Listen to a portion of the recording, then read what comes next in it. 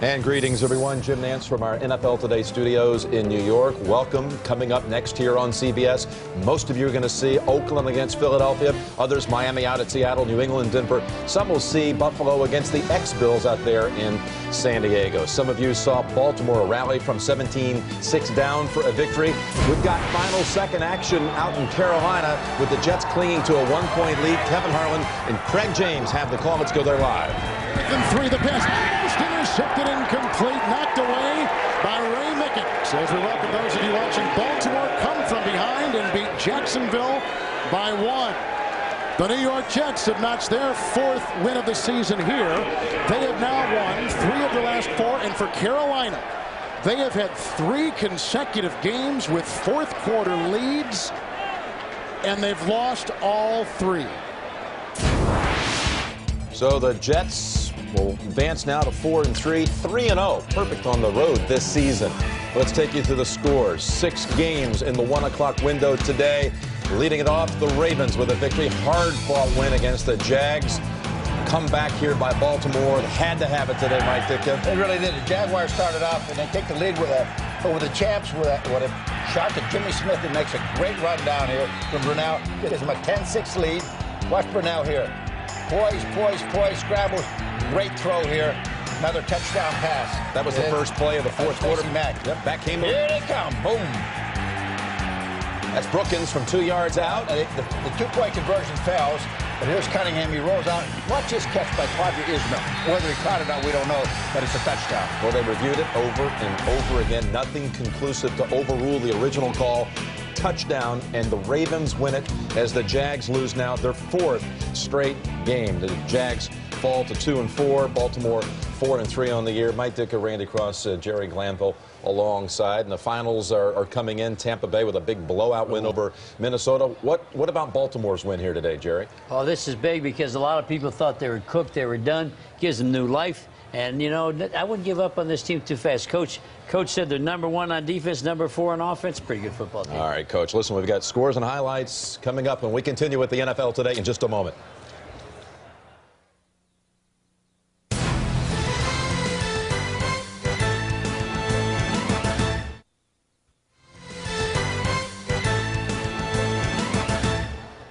Welcome back to the NFL Today. Jim Nance with you. Those of you who just saw the Jets win for the 4th time this year, we welcome you. Remind you that coming up, most of you will see the Oakland Raiders battle the Philadelphia Eagles in our doubleheader game here on CBS. Now, let's go back to the scoreboard. Cincinnati behind Corey Dillon.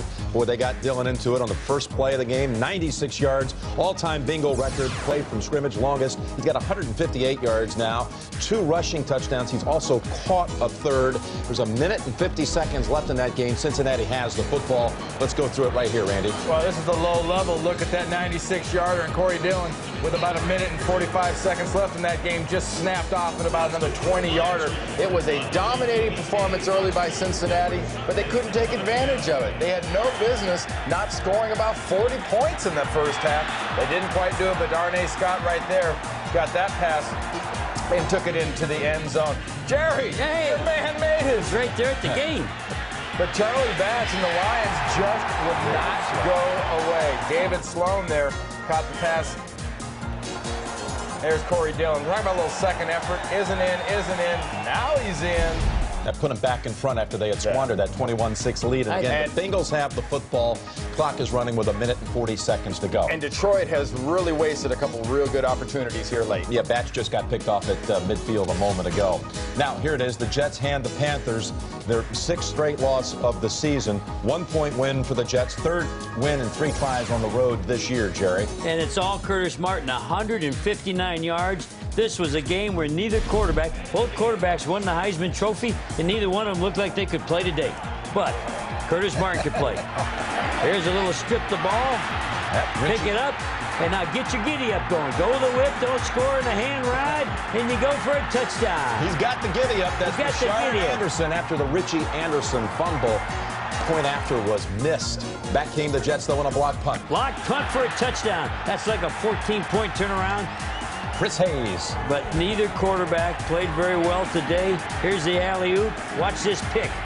What an interception, Jim. Hey, Winky only threw for 76 yards in that game. How would you like to be playing offensive line for Carolina, and tonight as you sit down and have a Diet Coke, you say, we lost our Winky. They got beat. How big was that PAT? Oh, yeah. Now you point that out. 76 yards passing for Winky and directing the Panthers to only 7 first downs. What's the story right now down there in Carolina, Mike? The story down there in Carolina right now is they're not a very good football team, which I said going into this game, because the Jets aren't a very good football team. They can't get the ball in the end zone, and it just depends on who got in the most. The block point meant a lot. Well, they're not a very good team, Mike, but I said in the pregame show I thought this was a trap game for the New York Jets, and boy, they sure set it up like a trap game. They took every opportunity. They could have lost this game easily. Carolina does not have the guns to take advantage. Winky doesn't have anybody to throw to. Hey, 2 Heisman Trophy winners. Testaverde, 3 interceptions, and Winky doing 4 interceptions. Quarterbacks didn't look very good. They were not a part of this football game. They want a refund on the trophy? Absolutely. All right, let's go back to the board, and there's a play under review. Not in this one, though. The Saints and the Rams, and there are 4 minutes to go in this game. The Saints and the Rams. How about this game? Well, Jim, the biggest thing in this game is the fact that the Rams had outscored their opponents 30-0 in the third quarter so far this year. They came back, the Saints came back 25-0. 25 unanswered points against the Rams put that game exactly where it is right now. The Rams were dominant early, and the Saints would not give up. Hey, I want to make one thing clear. That's 31-31. 31-31 with 4 minutes to go, not 31-29. And there's a challenge right now on the field. Saints have the football. There it is. The correct score, 31-all. The Saints outscored the Rams 25-0 in the third quarter. Aaron Brooks threw 3 touchdowns in that third quarter alone. All right, let's go to the 49ers and the Bears. Here we go. This is exciting right now, Jim, because right now they got to go to a 2-point conversion to tie the game. They just had a replay of a touchdown that put it 31-29. The 49ers have dominated the game, but right now the Bears are right there. They reviewed it, and the touchdown stood. So the Bears are going for a 2 with 26 seconds to go, and it's been a big Bears comeback here. It really today. has, but actually they got in. They got in to tie it. They've tied it at 31 with 26 seconds to go. Meanwhile, Tampa Bay in the first half completely shut down the Vikings. It was 28-0 at halftime, and out first down them in the first half, 20-0. And look at the right to what they did 2 years ago, and that's run the football.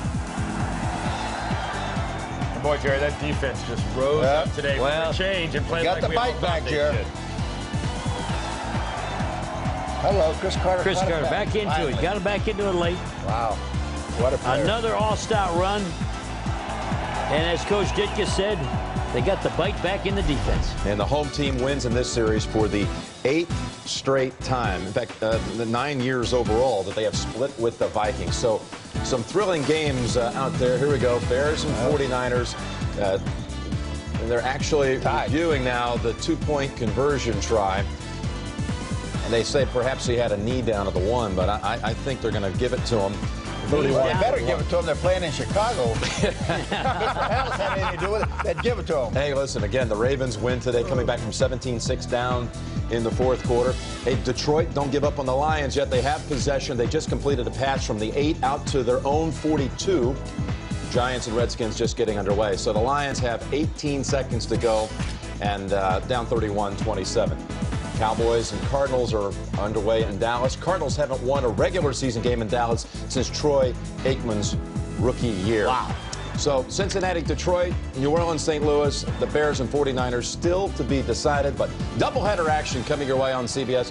Oakland against Philadelphia for most of the nation. We'll see you back here at halftime. Thanks for being with us on the NFL Today. Enjoy the games.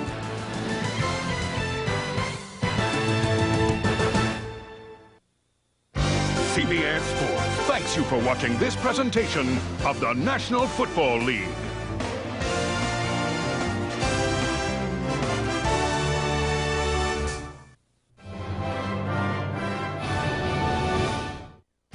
CBS Sports welcomes you to the following presentation of the National Football League.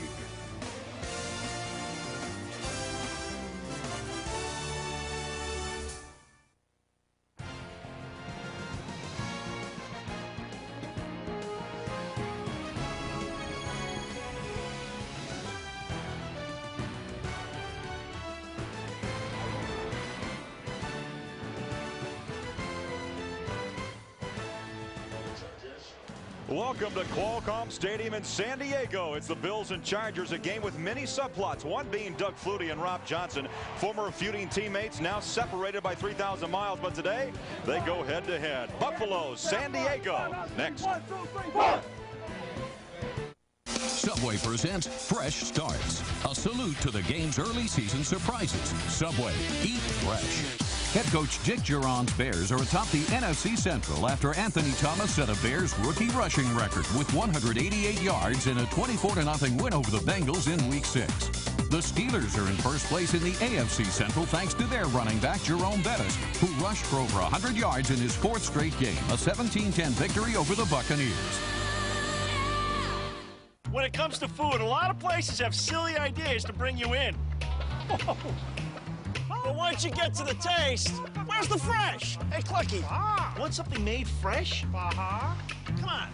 Try one of the new Subway Selects made on fresh-baked gourmet bread. Susie? Right, Tim. Subway's got 4 new Subway Selects, like the delicious horseradish steak and cheese, all on fresh-baked gourmet bread and all made fresh right in front of you. Whoa, check out that check. Just kidding. Welcome back to San Diego, the AFC East against the AFC West. Weather here in San Diego, 65 degrees. A game time forecast will be cloudy skies. Craig Bolerjack back with Trevor Matich. So much has been written, so much has been talked about with Rob Johnson, Doug Flutie. Still, both these teams have to focus. This is still the National Football League and a game to be played. Well, both quarterbacks know that even with all the controversy, there's a task at hand, win the game. But quarterbacks are people too. And emotionally, it means much more to both of these guys than they will ever admit. Let's go down to our third member of our team. Here's Scott Kaplan. Scott? All right, guys, thanks very much. Junior Seau got hurt last week. He pulled a groin. He saw limited time this week in practice, but he will start today. I just spoke to him a moment ago. He says he's heavily bandaged, but ready to play. Back up to you, Craig. All right, thank you, Scott. Junior Seau, his numbers speak alone, 10-time Pro Bowler. He told us it was kind of a vanilla defense that they put together this week just in case he couldn't play. San Diego won the toss. They chose to receive. Ronnie Jenkins, who ran an 88-yard kickoff return last week against Denver, is set back at his own 5-yard line. And for Buffalo, Brian Moorman has it teed up at the 30. Chargers at 4-2. While the Buffalo Bills finally, Trevor, got their first win a week ago against Jacksonville on the road, 13-10. And an important win for Buffalo, because it was the coming out party for Rob Johnson and his West Coast offense. There had been a lot of struggle getting accustomed to the offense as we look at this penalty before the game even starts. But with Jacksonville last week, Johnson and the receivers finally showed that they were comfortable with the offense and they executed it properly. How about this? Before this thing even starts, a delay of game penalty, 5 yards. That's crazy. So now Moorman will kick from the 25-yard line. Jenkins with a good chance for a good return. However, this time taken by Terrell Fletcher. Fletcher at the 20, and his pop and drop and the ball down on the deck. They're going to call him down or not? Yep. It's going to be San Diego football at the 20. Tony Driver with a big hit. Trevor, AFC West standings. You look at what Oakland, they're going to play right now against Philadelphia. They're 2-0 in the division. San Diego, 1-15 a year ago. Off to a 4-2 start, followed by Seattle, Denver, and Dick Vermeil in Kansas City, struggling at 1-6. We look at the East in the AFC. Miami at 3-2. The Jets 4-3. New England with the man named Brady at 3-3.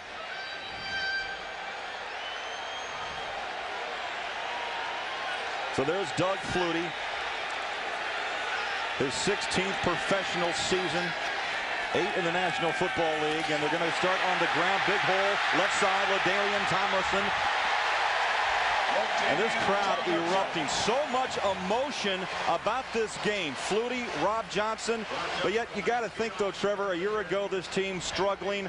Wasn't a lot of enthusiasm in San Diego. There is. And right there you got Aaron Schobel, number 94. Gets blocked by the motion tight end on the cutback play. This play, from the defensive standpoint, looks like a traditional run-off right tackle. But Norv Turner has LaDainian Tomlinson cut it all the way back across. Tomlinson picks up 20, the rookie from TCU. And the Chargers' #1 round draft pick. And the 5th taken overall. Flutie, quick throw, far sideline, pitch and catch, and it's caught by Fletcher. And he picks up 7, maybe 8 yards, and Kenyatta Wright is the man who pulls him down. And Doug Flutie this season, very impressive.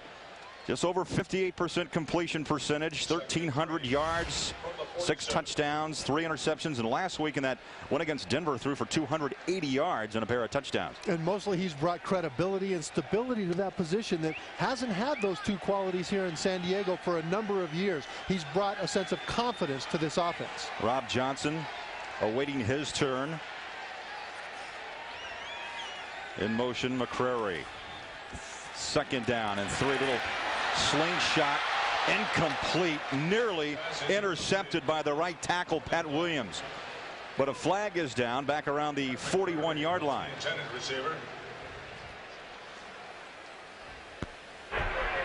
Pass interference, offense, number 88, 10-yard penalty, repeat, 2nd down.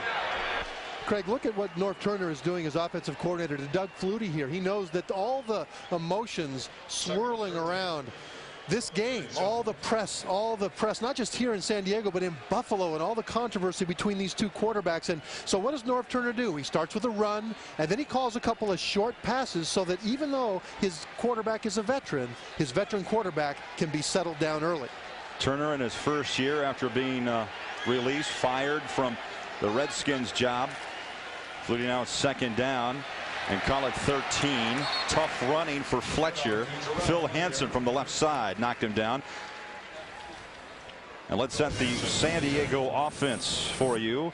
And up front, it's McIntosh, Roundtree, Jaycox, Graham, and Vaughn Parker. The running backs, Tomlinson, McCrary, Jeff Graham, Conway are your wideouts. And Freddie Jones, who did not practice this week because of an ankle, is going to start today at the tight end position. There's Freddie, 6'5", 270, 5th-year pro out of North Carolina. 3rd down, 8. Bill showing blitz. Flutie from the gun, and whistle stop play back at the 38-yard line.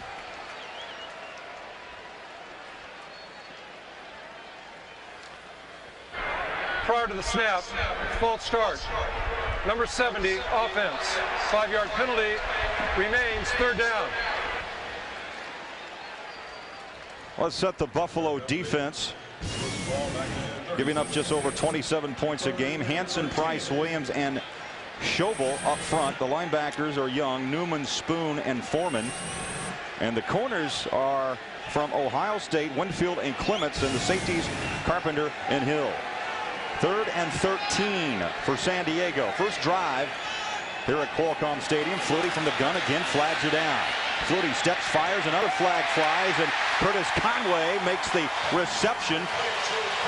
Flags are down. He has enough yardage for the 1st down, but hold on. 18-yard pickup.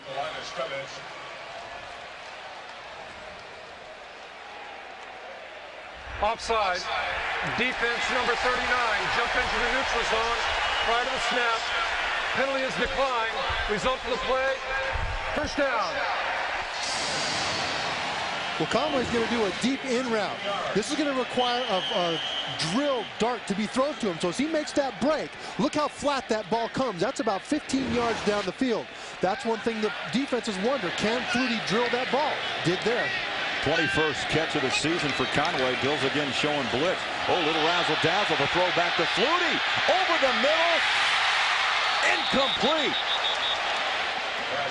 Jeff Graham, but it was stripped away by Nate Clements, the right corner.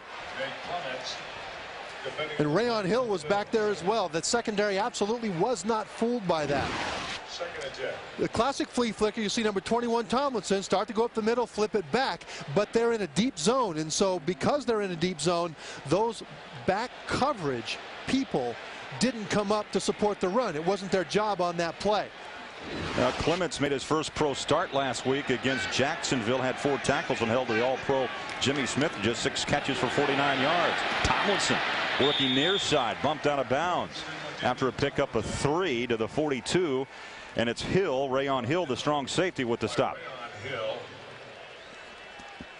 Rayon Hill will be the stop. The new defense that they've installed here in Buffalo is very similar to Tennessee's last year, where they'll use a lot of 8-man fronts where the strong safety will be up as an extra linebacker. And so Rayon Hill, he's not the best coverage man, but up close to the line, he's a very sure tackler. And Coach Greg Williams has made him the starting strong safety this year over Henry Jones because of that. Good look at Greg Williams, former Titans defensive coordinator for 3 seasons.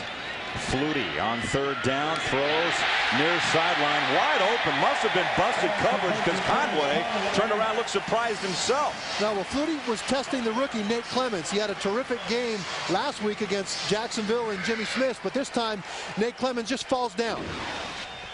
Take a look down here. Clements is going to fall down on this out route. It's a very simple route. Gain of 16 yards. Well, there he is, right there on the ground. And he's going to just fall down, and that's the thing. He just gets his feet caught. That happens in football once in a while. 1st and 10, San Diego, 16-yard pickup. And lined up to the far side is Fred McCrary, the fullback. They're going to go right up the middle.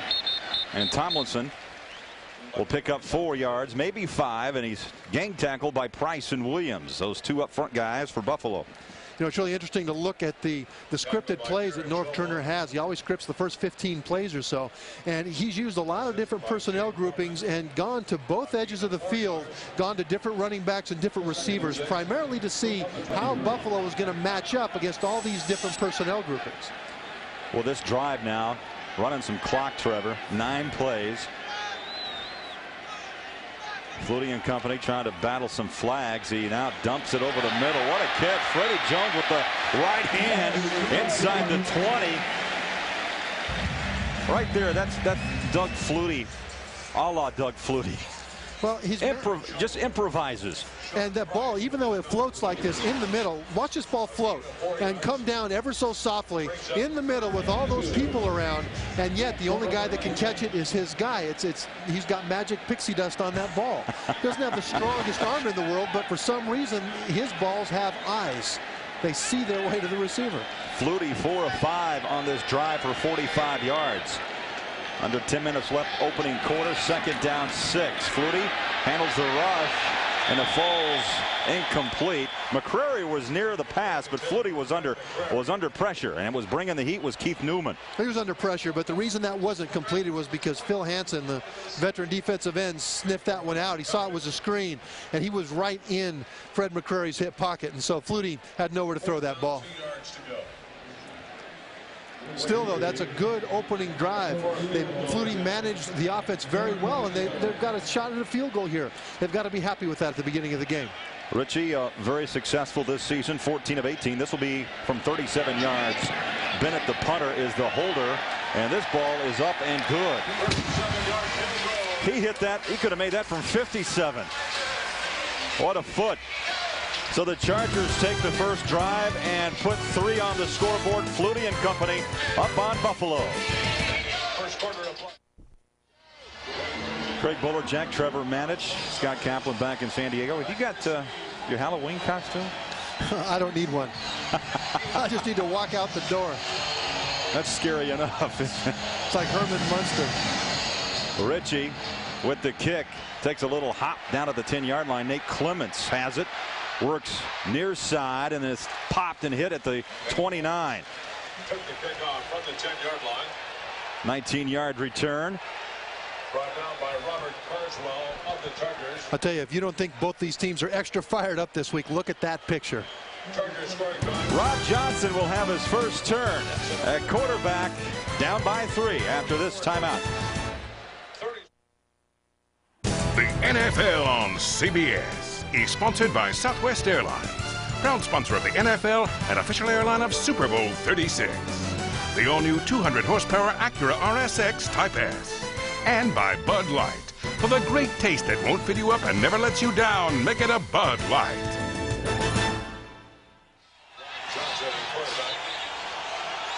Trevor, this is not an ordinary football game. I mean, the emotion, Rob Johnson now under center, his first snap here in San Diego. This drive will start from the 30-yard line. Not much against that front of San Diego that allows just 77 yards rushing per game. There's Rob Johnson. Won the battle with Flutie. 65% completion rate, 816 yards, 3 touchdowns, had some early pick problems. Last week, though, everyone we talked to, this was a game, a breakout game, a confidence game, Trevor. 238 yards on the road and the touchdown, no interceptions. No interceptions and operating the offense. The West Coast offense is very precise. He was precise last week running it. 3 wide receivers, 2nd down and 10. Maybe a yard to the 31-yard line, and that's Travis Henry, the rookie from Tennessee. Flags are down on the far side at the 30. Prior to the snap, false start. Offense, number 70.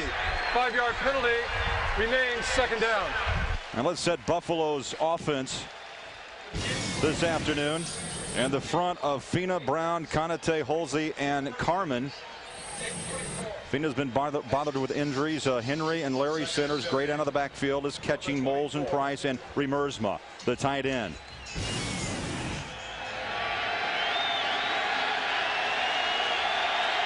Trevor, it's got to be tough hearing the signals down deep in this end zone area. Give the Charger fans credit. Ball batted up. Guess who? Seau. Pulled a groin last week. Didn't know when we talked to him, Trevor, if he could go or not. He said, I'm going to play vanilla. I don't know if that's vanilla or not. Well, what's smart about it is that he anticipated this throw. He knew it was going to be a short throw. He doesn't even jump to get his hands in the air. He knew he didn't need to. Defensively, you see the front led by Wiley, who came over from Buffalo. Dixon, Ruff, and Junior Seau. Take Cody, the rookie. McNeil, the veteran.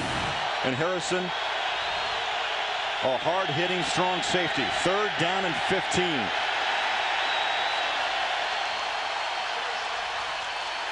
And timeout, Buffalo. 3-0 Chargers. 8:10 left in the opening quarter in San Diego. Thanks to a Wade Ritchie 37-yard field goal, San Diego leads Buffalo 3-0. Log on to NFL.com and vote for the AFC and NFC All-Star teams to play in this year's Pro Bowl. Vote right now at NFL.com or AOL keyword NFL.com.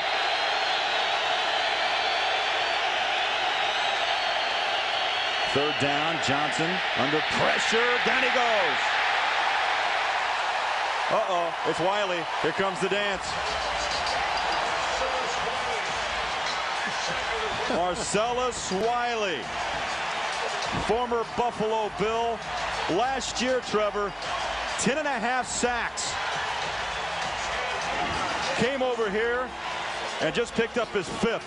He comes inside on a loop. He ends up on the first-year starting guard, Corey Halsey, and he just comes right inside. That's very difficult for a young guard to fix. And then he does the dance. Now, this used to be called Buck the Buffalo. Now it's called Buck the Bolt. Mormon punts away for Buffalo.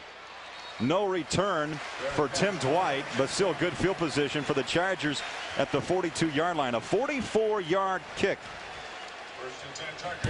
Flutie and the Chargers. And Wiley dancing up by 3.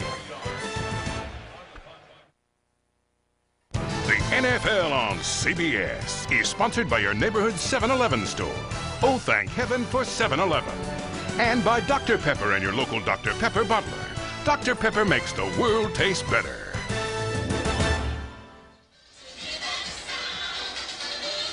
Welcome back to San Diego. America loves Doug Flutie. You know, a lot of people ask why. And we even asked Doug Flutie in our talks with him on Friday, Trevor. He goes, you know, maybe it's the little guy in me. I mean, you know, he's 5'9", 3/4, 180. It's what maybe he represents what most of us would like to be able to accomplish. I mean, an icon wherever he has gone. Throws it out to Tomlinson. Tripped up midfield, a pickup of 9. And Hill, the strong safety, a second-year pro out of LSU, tripped him up. And the little guy who everybody can relate to, because who'd have thought he could succeed at this level in pro football? And the other little guy said, well, I couldn't either, but you know, he gives me hope. Rob Johnson, Doug Flutie. You see the numbers this season, 1-4. Johnson for Buffalo. Chargers, he's 4-2. Say the completion percentage for Johnson, impressive.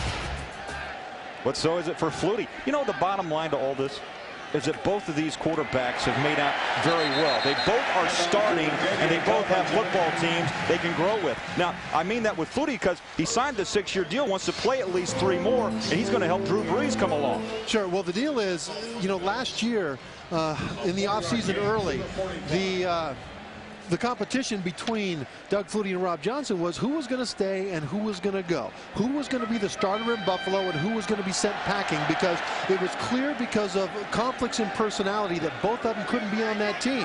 Flutie is the one that got sent packing, and that's the genesis of all of this controversy.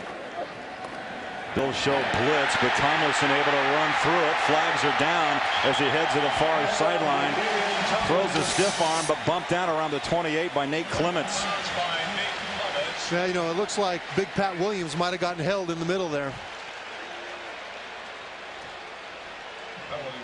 A referee today, Tony Corrente, as you look at Mike Riley in his 3rd season with San Diego. Holding. Offense number 64. 10-yard penalty. Repeat. First down. That's center Kendall Jaycox. Good solid center. Take a look at right in here. 64 working on big 93. Now Pat Williams kind of drives him back. Oh, you can see right there. He grabs him by the back of the jersey and pulls him down. He'd have made the tackle in the backfield if it weren't for that. So that was a good call.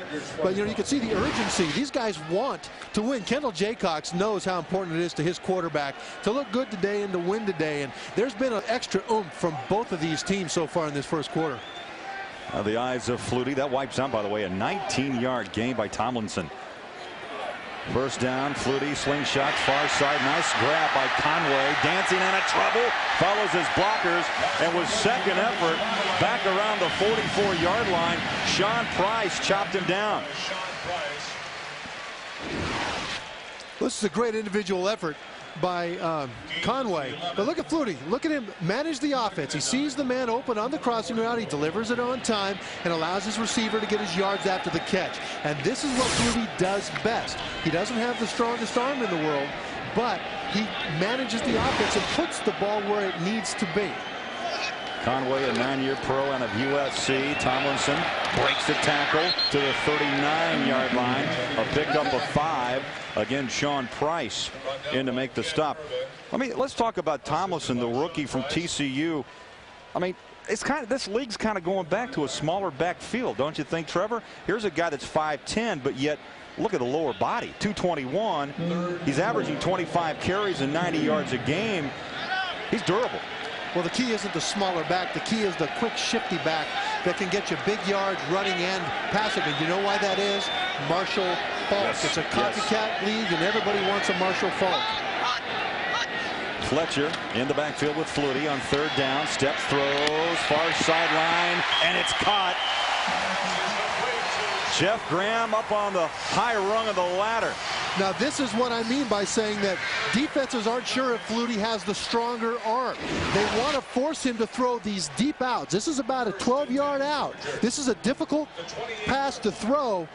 You've got to have a strong arm to hit it. So defenses want to challenge Flutie to hit that pass. They think that their corners can step in and make interceptions because the ball won't have quite the velocity of a stronger arm quarterback. But yet, the ball continuously finds its way through. Impressive opening quarter for Flutie. 7 of 9 on his first 2 drives for 76 yards. Pedals back once more. End zone. Caught inside the 5. Tim Dwight out of Iowa went up and made the catch. They're going to mark him down just inside the 2-yard line. This is how a receiver makes a quarterback look good. Tim Dwight shields the defensive back with his body. At the very last second, he's going to adjust back into the corner. Now look, he adjusts right there.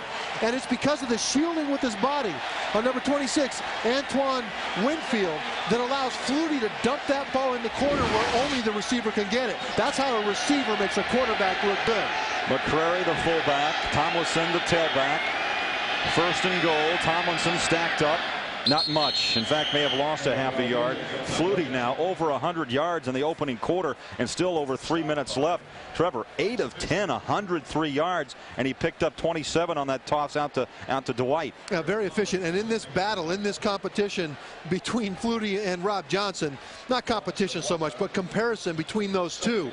If the score gets out of hand, it's going to really be a huge disadvantage for Johnson because it'll take away his running game. And then these quarterbacks will be playing two different games, one from way behind. And Flutie has shared the wealth, hitting 5 different receivers. On the ground, not much.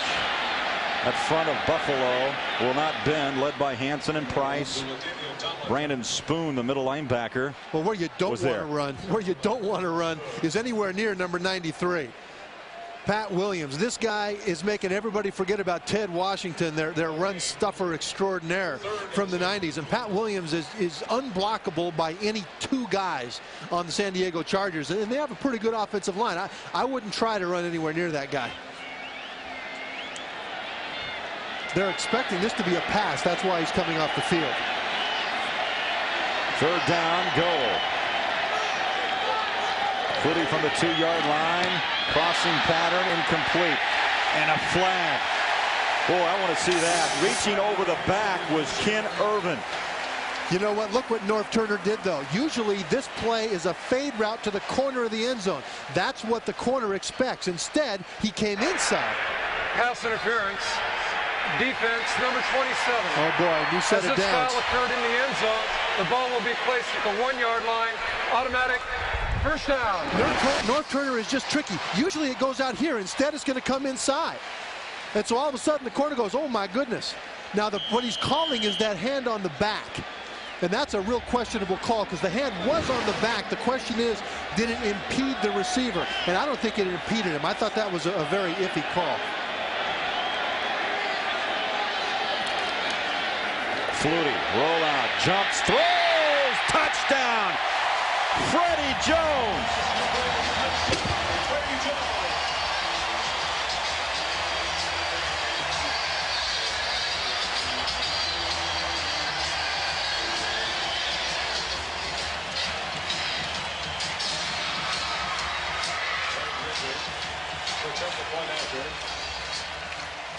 Trevor, the 2 drives so far orchestrated by Doug Flutie. Problems with penalties, but yet the Chargers continue to bounce down the field, and wide open, the tight end, Freddie Jones, who did not practice all week long with a bad foot. In fact, wore a boot around the facility. Yeah, he didn't have to run very far or very fast on that play. Jones with his 2nd touchdown of the season. Chargers lead by 10.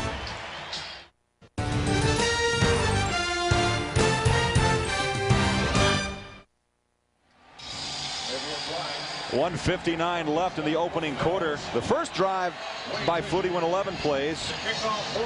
Chargers go 9 this time, 58 yards. And Flutie on that drive, 5 for 5, Trevor, 59 yards.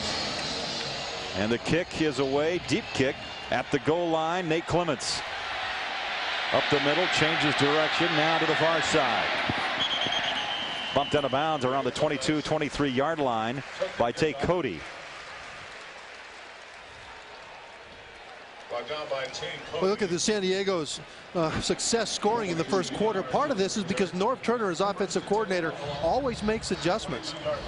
You've got San Diego with a total yards in the first quarter of 143 so far. Buffalo with -10. Norv Turner, though, makes adjustments that defenses take a whole quarter to figure out what he's doing and make adjustments themselves. And so that's one of the great advantages of having a coordinator like that. Rob Johnson under center. Fearless Price in motion, down by 10. Little play fake, good protection. The ball batted down from behind, but still caught. How? I don't know. But Travis Henry, right place, right time. Well, this is the problem Rob Johnson's going to have in this game, especially as he's being compared statistically to Flutie. It's the defensive ends against his offensive tackles. At the right of your screen, number 99, Rayleigh Johnson. John Fina, number 70, is a steady veteran tackle, but he has had a nagging knee injury this year. And Rayleigh Johnson is one of the best pass rushing defensive ends in the NFL. And so coming off of that end, that's a problem. Coming off the other end is another problem because right tackle is injured. Jonas Jennings, the rookie, was supposed to start for Buffalo at right tackle. The problem is that he's hurt. It's going to be John Carmen, the second-year man, who will be blocking Marcellus Wiley. Have an injury, Trevor, to the strong safety, Rodney Harrison, a terrific, one of the hardest hitters, really, most people think, since Ronnie Lott in the National Football League.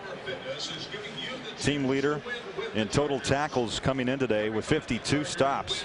Out of Western Illinois, a fifth-rounder back in '94.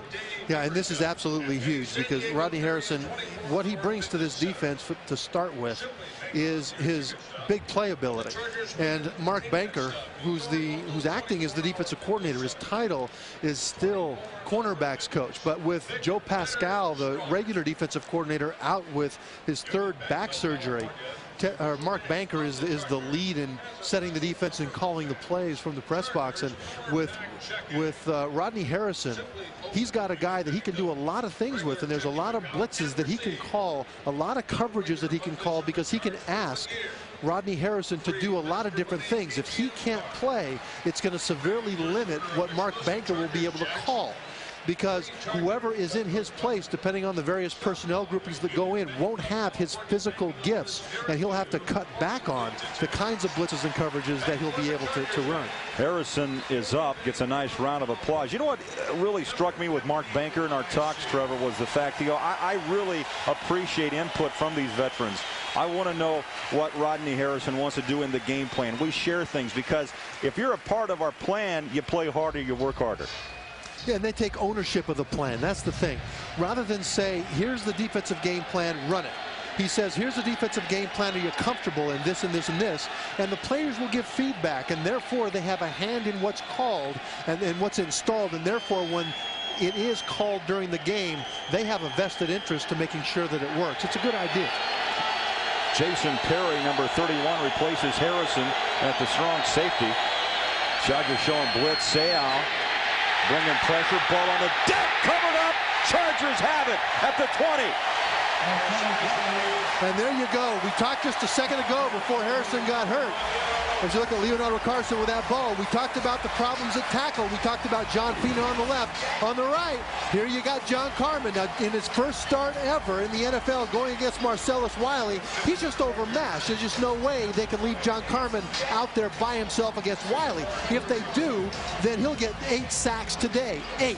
If they double team, which they plan to do part of the time, but if they double team Marcellus Wiley every time, he'll get 3 sacks or 4 today. Right now, he's already got 2, forcing that fumble. Boy, San Diego's defense so active, such a difference from a year ago. They were -9 in the turnover ratio department this year through 6, plus 11. Flutie popping through. Tomlinson inside the 10 to the 7. Well, they're running an 8-man front. The problem there is that when you run an 8-man front, if the running back squeaks through that front line, then there's very few people back, 3 to be exact, to be able to catch him in the secondary. 13 yards. Final seconds of this first quarter ticking away. Chargers have been in complete control, up by 10. A 37-yard field goal by Wade Ritchie, and then Jones caught a 1-yard touchdown from Flutie to make it 10-0. And now first and goal at the 7. They pitch the rookie Tomlinson at the 5, at the 4. Did he get in? He's at the 1-yard line on the far side, and they're going to spot him just inside, maybe outside the 1-yard line. Well, Danian Tomlinson is so smooth, he doesn't look fast, but he actually runs the 40-yard dash in the 4.4 range, 4.43, 4.44, something like that, on grass. So even though he doesn't look fast, defenses have to be careful of the angles that they take, because if they don't respect that speed, he'll get right around that corner. Tomlinson, 9 carries in this opening quarter for 53 yards. 3 seconds, 2 seconds, 1 second. And that's going to end the first quarter. First quarter clock runs dry. And it's been all Flutie, all Chargers. 10-0 San Diego over Buffalo. We'll come back after this.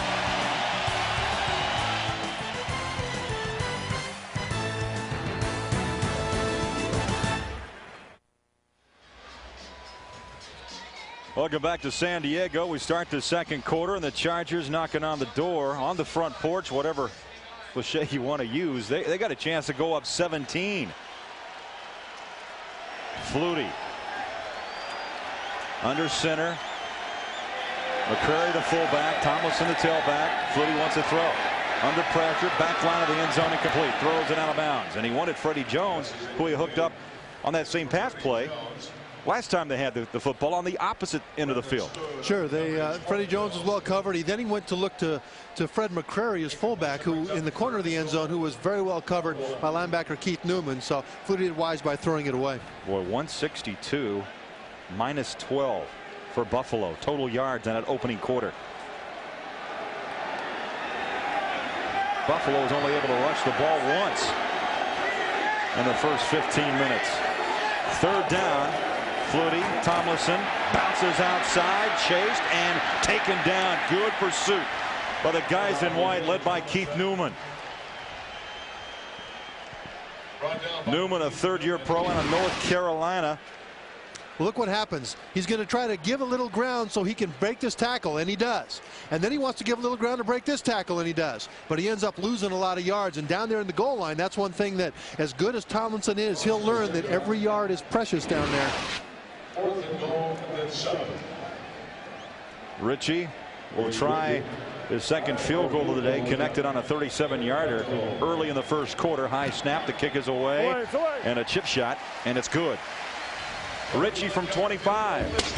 And now the Chargers, in front of their hometown crowd, lead by 13. 14-11.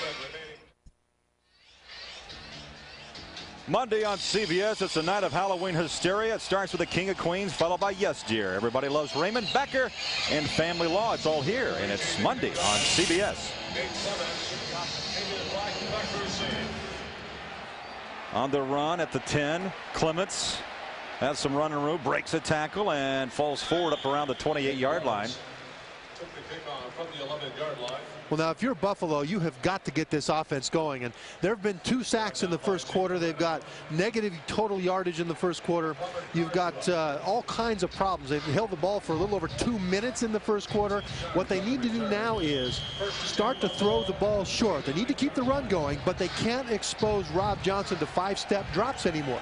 Usually, you don't expose the quarterback to 7-step drops. Buffalo can't even have him do 5-step drops. 4 wide receivers. Sammy Morris, the halfback, lines up to the near side and up and over the middle, complete. Pass is complete to Jay Riemersma. Let's go to New York City for an update, and here's Jim Nantz. Jim. All right, thank you, Bowler. The Bears have their first 5. Let's go back to you in San Diego. That is amazing. Yeah. That is amazing. Mike Ditka probably is, his heart rate's probably up a lot right now. His heart is in Chicago. That was a 22-yard pickup. First down, Buffalo. And now they're trying to go back to the ground game. Travis Henry knocked down by Dixon and Seau. Junior Seau. Gerald Dixon with the tackle. How about this, Trevor? Last in the past, we go back to the year 2000, and this season Chicago 5-1, division ranked first. San Diego 1-15 a year ago. They're 4-2. Cleveland with Butch Davis 4-2. New England with Brady leading the way right now at 3-3. So many teams that were bottomed out basically have made some huge strides halfway, not even halfway through this season. Johnson throws near side, not much, and it's Peerless Price. Let's go back to New York one more time. Here's Jim Nantz.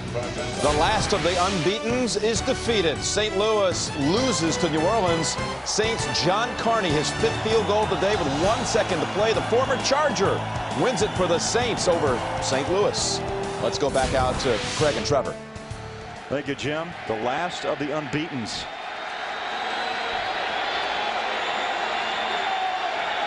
1st and 10, Buffalo from the 35-yard line of San Diego.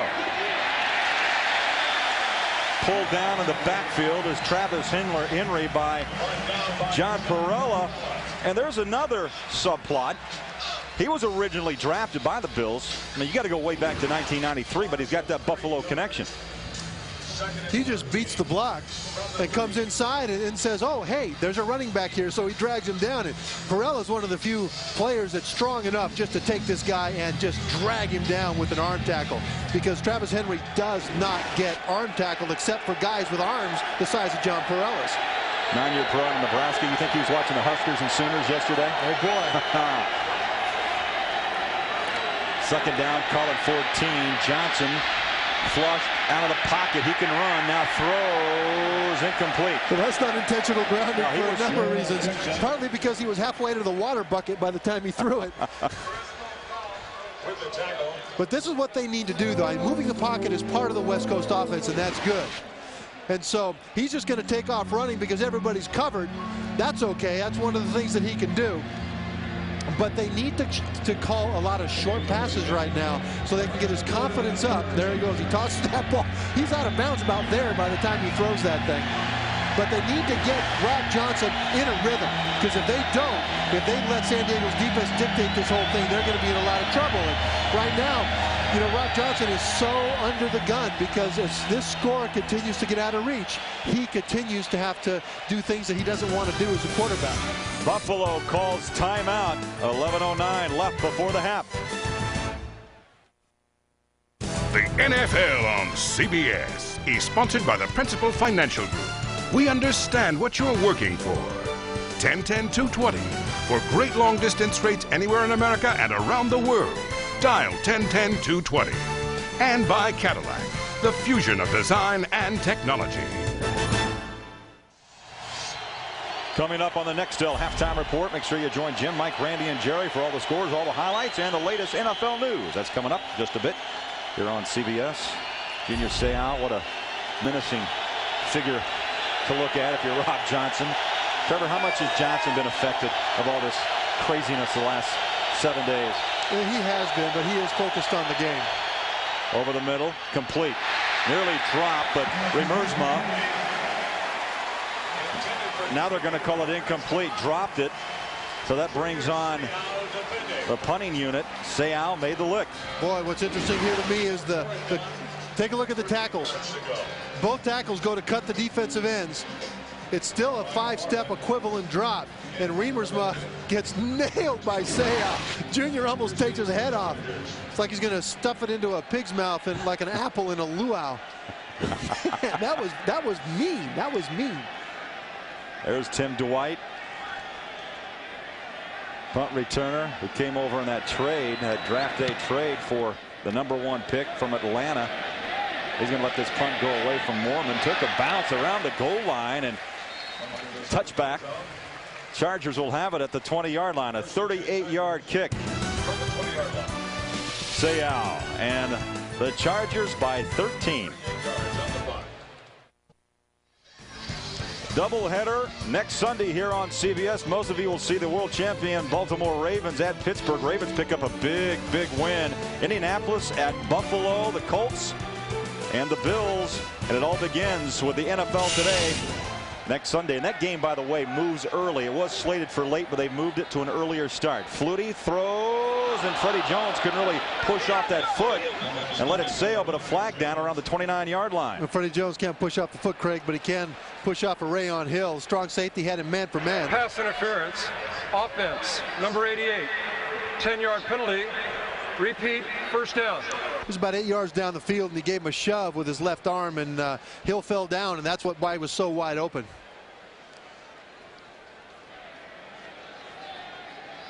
Okay, there he is right there. Now just watch him push left arm, push, you're gone. Now he can push like that if it's within 5 yards, but you know, he was about 8 yards down the field when he initiated that contact. You saw Freddie's reaction as if, no, I've never done that. Yeah, well, of course, it's always a missed call when you're the player. First down, 20. Off the right side, stumbling past the 15 up to the 17 is Tomlinson. Had a great career at TCU, Trevor. Over 5,200 yards, 2,100 as a senior. Here's what's interesting about Tomlinson. You know that he loved this game so much he actually slept with the football. Yeah, he slept with the football, and he had all his heroes. I mean, in college, he had his heroes up as posters. He had Emmitt Smith and Thurman Thomas and all those guys. He wanted to be like those guys, and so he surrounded himself with as much of their persona as he possibly could. And him limping off the field is very, very bad for this team. Very, very, very, very bad. Him wincing. He's a tough guy, and he doesn't wince. You see his numbers, 11 carries for 54 yards. You know, in fact, it's interesting. They're playing the Bills today, but many people around the NFL look at Tomlinson in the same style, same build as Thurman Thomas. John Butler says that. Little mannerisms, the way he cuts, the way he flips the ball back to the official. Fletcher lines up to the near side. Flutie throws, has a man off the fingertips. He had Curtis Conway, but just let him a little bit too much. Winfield on the cover. Antoine Winfield defending on the play for the Bills. Well, there's a huge hole, and Rayon Hill goes to tackle him. Number 39. And as he comes down, it's kind of hard to see what happened there. It's hard to see if it looks like he might have twisted an ankle. We'll find out later. But either way, the thing about Tomlinson, remember, he carried the ball 9 times in the first quarter for 104 yards. You multiply that out, that's 36 carries for a game. Now, their backup tailback, Terrell Fletcher, is a little guy, doesn't have the durability to carry that kind of load. Flutie, shotgun, 3rd and 13. Slingshots it to the 22-yard line. Dwight, Tim Dwight out of Iowa made the catch. Clements making another tackle for Buffalo. And Buffalo's defense has got to be thrilled to death. They finally stopped the Chargers' offense. There's Darren Bennett. Big fella at 6'5", 235. Angles it near side, took a bounce and kicked back the other way. Out of bounds around the 41, 42-yard line. Bills, pretty good field position when we come back to San Diego. 9:28 left in the first half. The NFL on CBS is sponsored by Swordfish. Own it today on video cassette or DVD. And by Smirnoff Ice, intelligent nightlife.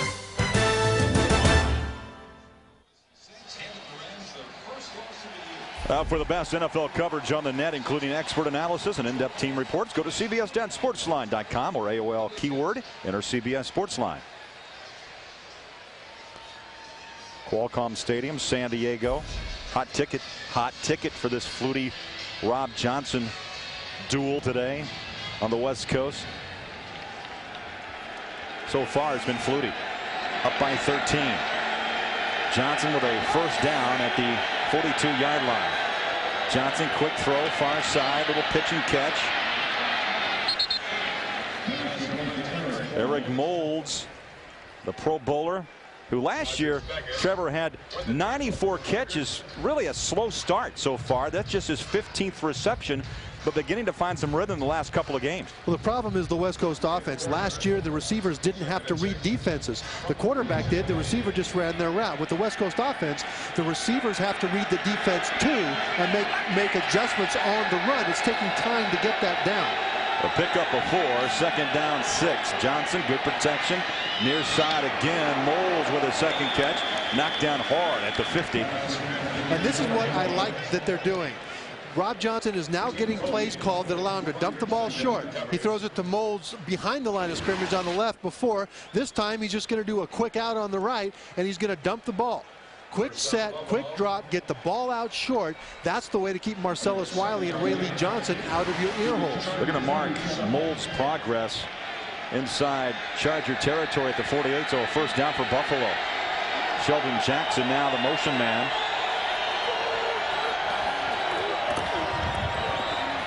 Johnson with the handoff. Henry, not much, maybe a yard. Perella wrapped him up. You know what? I spent about a half an hour in the Chargers complex hallway with John Perella, stepping through the technique that he used right there.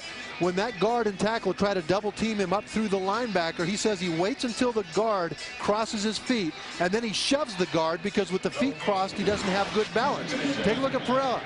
Take a look at what he does. He shoves the guard once those feet get crossed, and then he's able to get penetration. 2nd down and 9. Johnson throws a dart complete. Peerless. Price breaks a tackle at the 10, the 5. Taken down inside the 1. A touchdown saving tackle by Ryan McNeil. 45 yards. McNeil shaking up a bit, but there's a happy man there. Something worked. Now take a look at what happens here. As Price comes across the middle, there's nobody there. How come? Look at number 51, Gerald Dixon, because they're expecting Rob Johnson to consider or to continue the way they started this drive, which is short passes to the flats. And so the linebackers were up to try to cover those short passes. And what does Mike Shepard, offensive coordinator, call? He calls a mid-level crossing route, and Peerless Price is wide open behind the defense. Well, I tell you, you can see on the replay the left foot of Peerless Price connecting with the helmet of Ryan McNeil. Still down around the 2-yard line.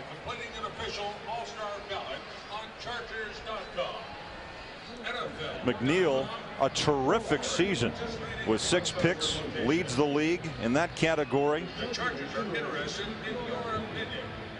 And boy, you get kicked in the head like that, you can be awfully woozy. He's such an important part of this defense. I mean, he's got 6 interceptions right now, which leads the league. Take a look at his head.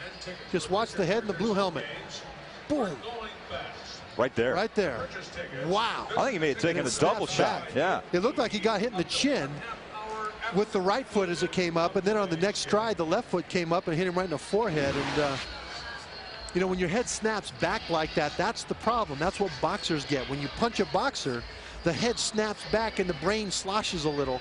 Well, in a football helmet, if you have your neck bowed and hit somebody with your forehead or with your face, it doesn't slosh your brain. But when your head snaps like that, it tends to make you woozy. That's the danger.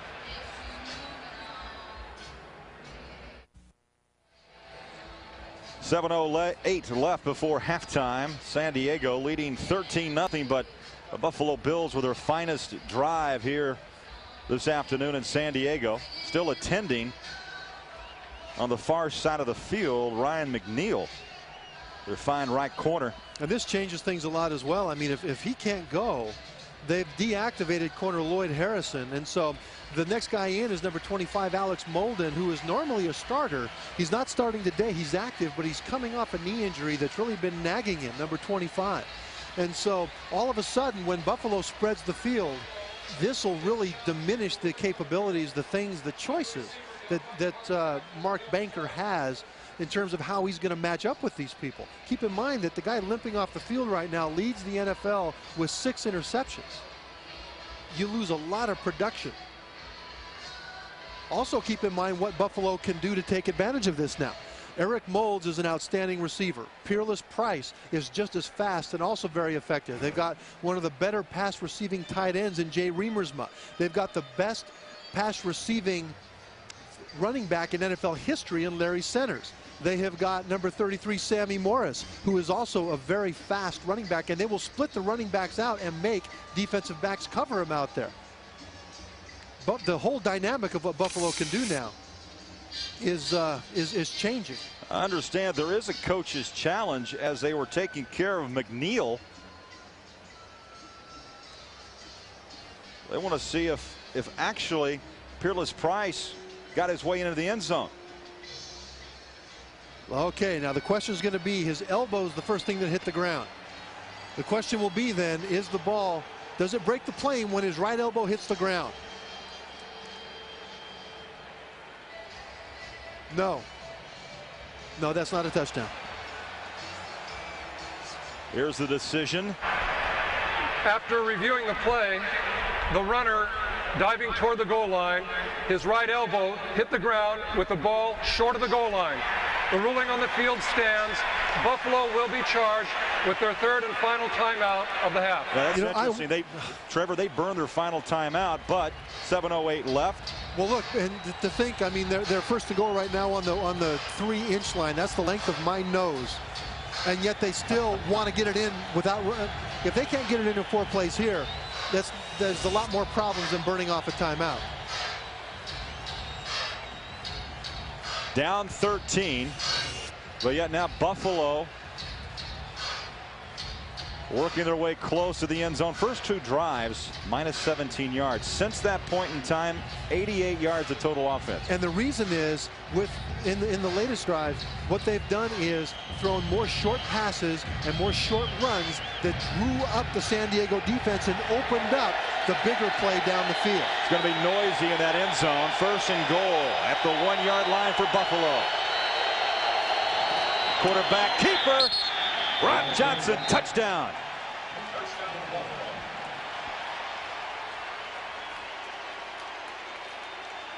And that is absolutely huge. It's just a surge. Rob Johnson reaches over with the ball, breaks the plane before anybody can get there and knock it out of his hands. Very nice. But keep in mind that Buffalo is the least experienced NFL team in the National Football League. They got their rear ends handed to them in the first quarter, but then they got a good stop against San Diego and a drive for a touchdown. Makes a big difference in the young team's psyche. First rushing touchdown of the season for Rob Johnson. And now Jake Arians with the extra point, and he stays perfect on the season, 7 for 7. And all of a sudden, Flutie, Rob Johnson got a football game, 13-7 San Diego. Hey, just another reminder, doubleheader next Sunday here on CBS. Indianapolis at Buffalo originally was a late game, now moved up to early. They flip-flopped with Cleveland and Chicago, the surprising Bears. They now go early to late. That's next Sunday right here on CBS. Coming back, they retaped his, well, they've just added a piece of plastic to his left rib cage, and he's going to come back. They've taken Ryan off the field. There's no word yet what his situation is.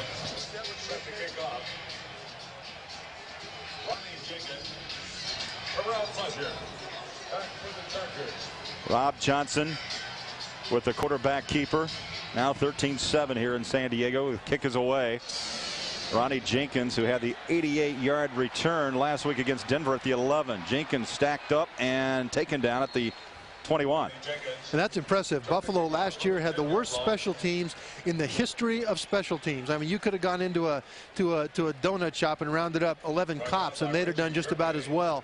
And they'd switched special teams coach, and they've really improved. And this is an outstanding San Diego Chargers special teams units that so far Buffalo Bills special teams have been able to keep under control.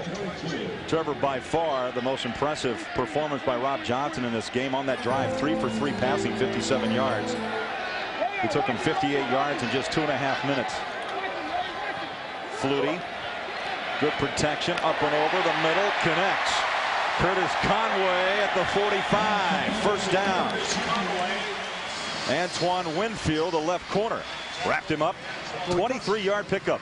We talked about that last pair of series where Buffalo stops San Diego and then they go down and score a touchdown. So what does Norv Turner do? He says, nope, we're not going to let you guys get the upper hand from momentum standpoint. And he comes right back, and the first play from scrimmage is way down the field.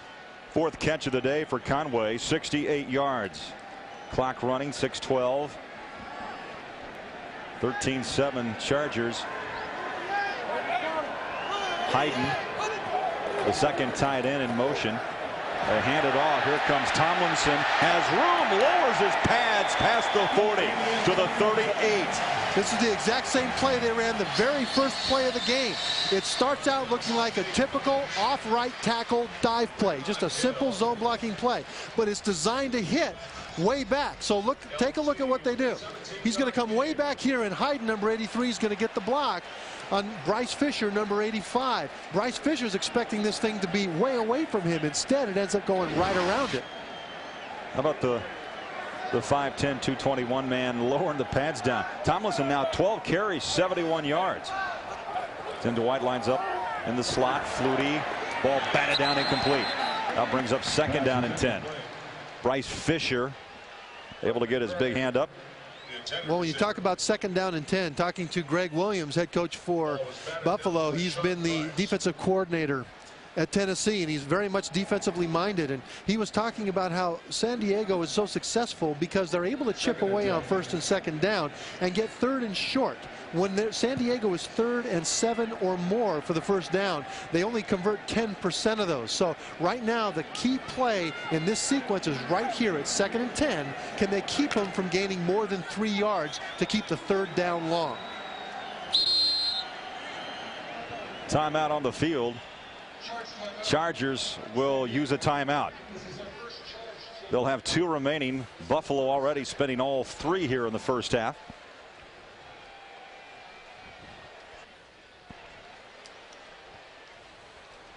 Saturday, the Home Depot SEC football rocks the house in Tuscaloosa when Josh Reed and the LSU Tigers tangle with Tyler Watts and the Alabama Crimson Tide.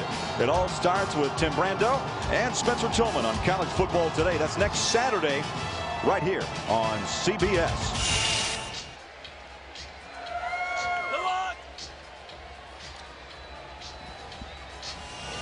You know what? I was walking around outside the stadium before we came in. How about you? Did you see Flutie? Everywhere. Flutie jerseys from Buffalo. I think you talked about Halloween costumes earlier. I think Doug Flutie might be the best-selling Halloween costume in San Diego. Maybe Buffalo too. And of course, Flutie Flakes. Just cut out the cereal box. Flutie under center on 2nd down. Throws. He is so accurate on that little 10-yarder. Conway again with another catch, wrapped up again by Winfield. Interesting though, both coaches expect this to happen. Conway just goes up, turns out, catches a little short pass. Now why do they do this little short pass? Because now it's 3rd and 7. Remember what Greg Williams said, whenever it's 3rd and 7 or more, they're only 10%. Buffalo has a 90% shot at stopping this drive right here. Let's see if they do it. 135 yards for Flutie, 12 of 17. Under 5 minutes left in the half from the shotgun. Flutie rolling right, throws incomplete. Had to lay up a little bit. Oh no. A double pump, Fletcher incomplete. A flag though at the 39. Rayon Hill sent Doug Flutie rolling. They had exactly what they wanted. They won their 90% battle right there. They stopped the drive, and then Rayon Hill at the end of this is going to give Flutie an extra shove, right? Oh, that is... You know, there are some plays that you continue on out of aggression. That play was just absolutely brainless. That was no excuse because that was a play that he thought about. That was not a continuation of an aggressive play. Rayon. 2nd-year pro from LSU. Rayon Hill. You're right, though. It was a 3rd down situation that Buffalo wanted the Chargers to be in. 3rd and 7. Now instead of a punting situation, it's 1st and 10 from the 20. Not much for Fletcher. And on to Terrell Fletcher. Brought down by Aaron Jobel. Jobel made the tackle, the rookie from TCU. Well, note that the 2 running backs right now are Terrell Fletcher and number 44, the fullback, Fred McCrary. Number 21 is not on the field right now. And this is a big deal because Fletcher, as good as he is as a quick 3rd down back, they can't give the ball to him 30 times. And that'll tell over the course of this game.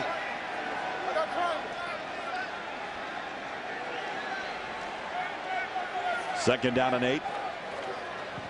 Flutie, the 5-step drop, pumps, now throws sideline. Great grab. Over the shoulder catch by Fletcher. But they're going to call it incomplete. Well, they were looking for the home run on this one.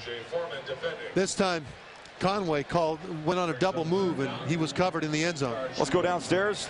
Check in with Scott Kaplan. Scott?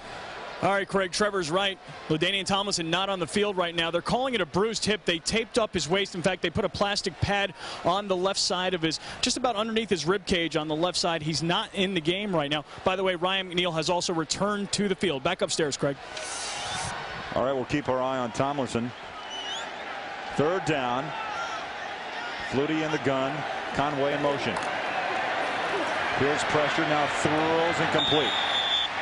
Couldn't get Freddie Jones coming from the right to the left. Incomplete. And very good coverage. These were relatively deep crossing routes. All the receivers were running a long ways across the field, and Flutie had the time to let him come open, but the coverage. You look at number 26, Antoine Winfield, Nate Clemens, number 21. They did a terrific job of covering those very difficult to cover crossing routes. This will be a 36-yard field goal attempt. Richie already 2 for 2 on the day. Hitting one from 37, the other from 25. And this one, no good. Wow. Wow, look at this. So far, this game started all San Diego. You would think that the Chargers would be up 100-0 by now with Buffalo completely out of this game, but you look up at the clock and it's 13-7. They're 1 score away from taking the lead. And then he misses. Now this ball came out kind of funny. It went so high. I don't think Richie hit this the way he wanted to. Well, he knew it the minute he put his foot on the football. Yeah, he tried to do the old kicker body language too. The more you lean to one side, the more bring it back, right? The more it moves the ball in the air. He just didn't lean enough. Plenty of time left here for Buffalo and Rob Johnson to get something done. 3:36 left, however, no timeouts remaining. Play action, Johnson under pressure. He can run. Tucks and does a hook slide down at the 33-yard line. I love that. I'm standing up here applauding Rob Johnson because what he normally does there is puts his head down and runs smack into Junior Seau. And that's why one of the reasons he gets injured so much. So this time he goes down there. He sees that Junior's about to do to his head what he did to Jay Reamer's head a little bit ago. Rip it off and, you know, apple in the luau. And instead, look what he does. This is an intelligent move. Bang. His IQ went up 27 points on that slide. To his per carry average for a quarterback. Trevor, pretty impressive. Over 8 yards a carry. Total yards in this game, you see it's been pretty one-sided, but now Buffalo trying to add to that. Under pressure and drop. Oh, boy. Seau. Oh, boy. I'll tell you, that was all or nothing right there, sink or swim. That was all the way because Larry Centers was wide open. Somebody blitzed, whether it was Junior or somebody else. Look at number 37, Larry Centers flashed right there. And Junior Seau makes the tackle. Well, you know what? Larry Centers is wide open in the middle of the field, and he probably scores a touchdown.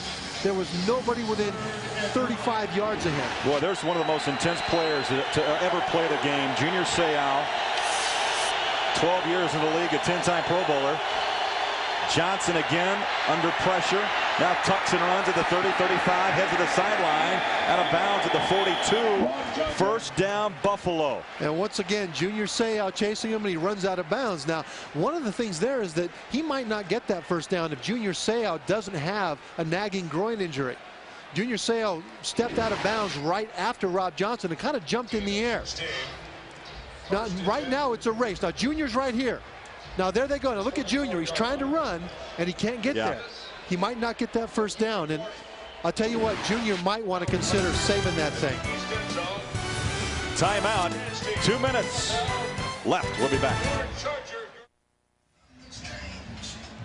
Coming up next on the Nextel Halftime Report, make sure you join Jim, Mike, Randy, and Jerry. They've got all the scores and the highlights, and, of course, the latest NFL news. That's up next on the Nextel Halftime Report.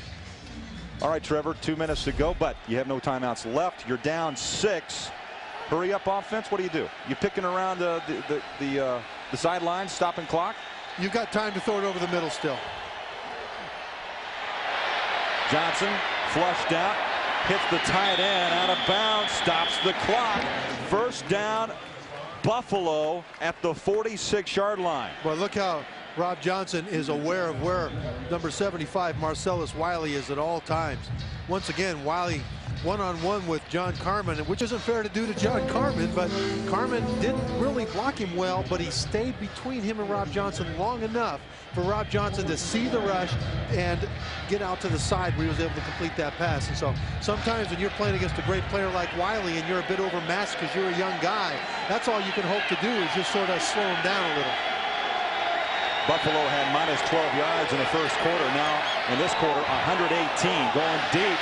A bump I see no flag. They're going to call incomplete.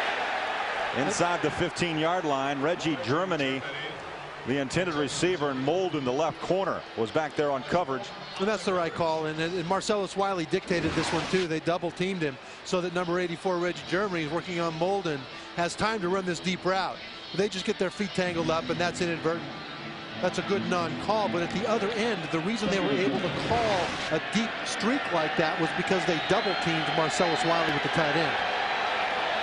Stops the clock, 1:46 left in this first half. Buffalo trying to get some points. Johnson works his way out of trouble again. Big fella can run, heads to the sideline, close to the first down. He got it. Heads up running in the second quarter by Rob Johnson. He's out of bounds at the 35. You know, he's managing this game under very difficult circumstances.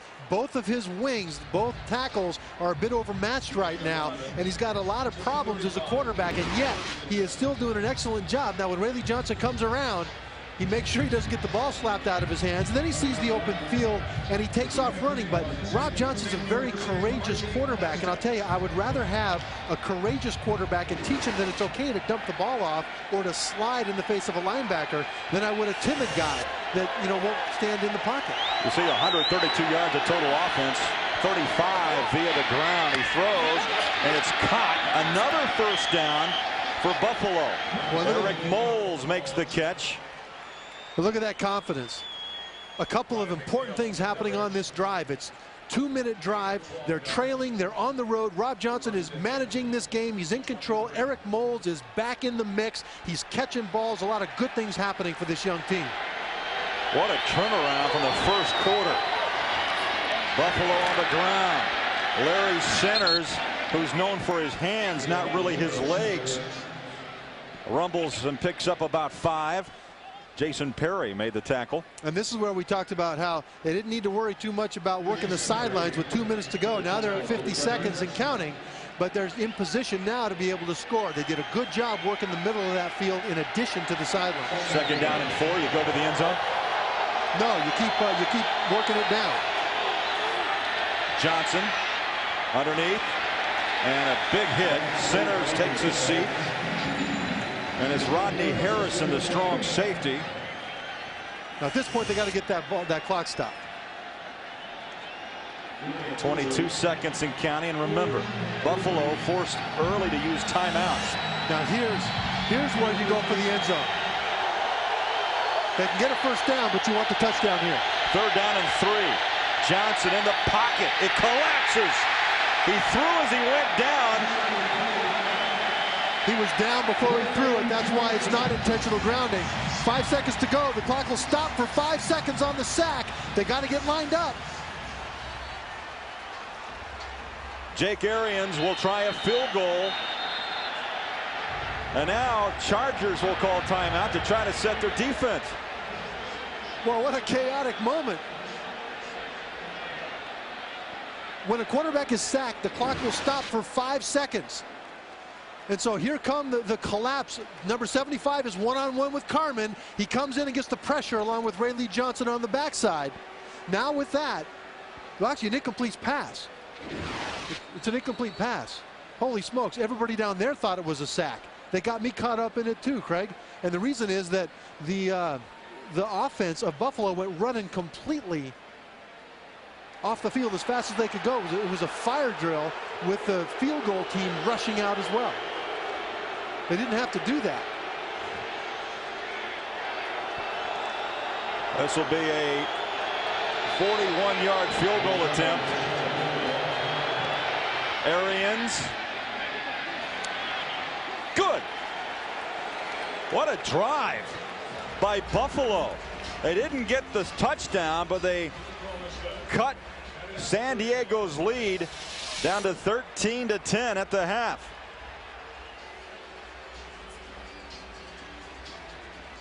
Well, good for Buffalo. Absolutely good for Buffalo. They open this game getting absolutely dominated in every possible way, offensively and defensively. And all of a sudden they come back down and they get themselves within a field goal on the road. Let's go downstairs. Scott Kaplan standing by with head coach of San Diego, Mike Riley. Guys. All right, Coach, you had all these chances in the first half, and yet Buffalo's only 3 points down. That is when you don't take advantage of some great opportunities and the other team's hanging around there. One score, now two, changes the ball game fast on you, Scott. All right, Coach, thank you. Good luck. Guys, back upstairs. All right, thank you, Scott.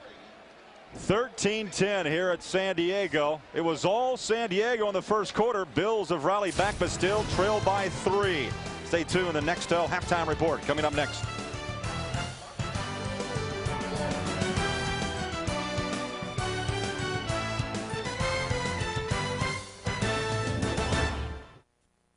Jim Nantz in New York coming up. The Nextel halftime report. A bunch of remarkable rallies today. We're going to show them to you when we come back to New York in just a moment.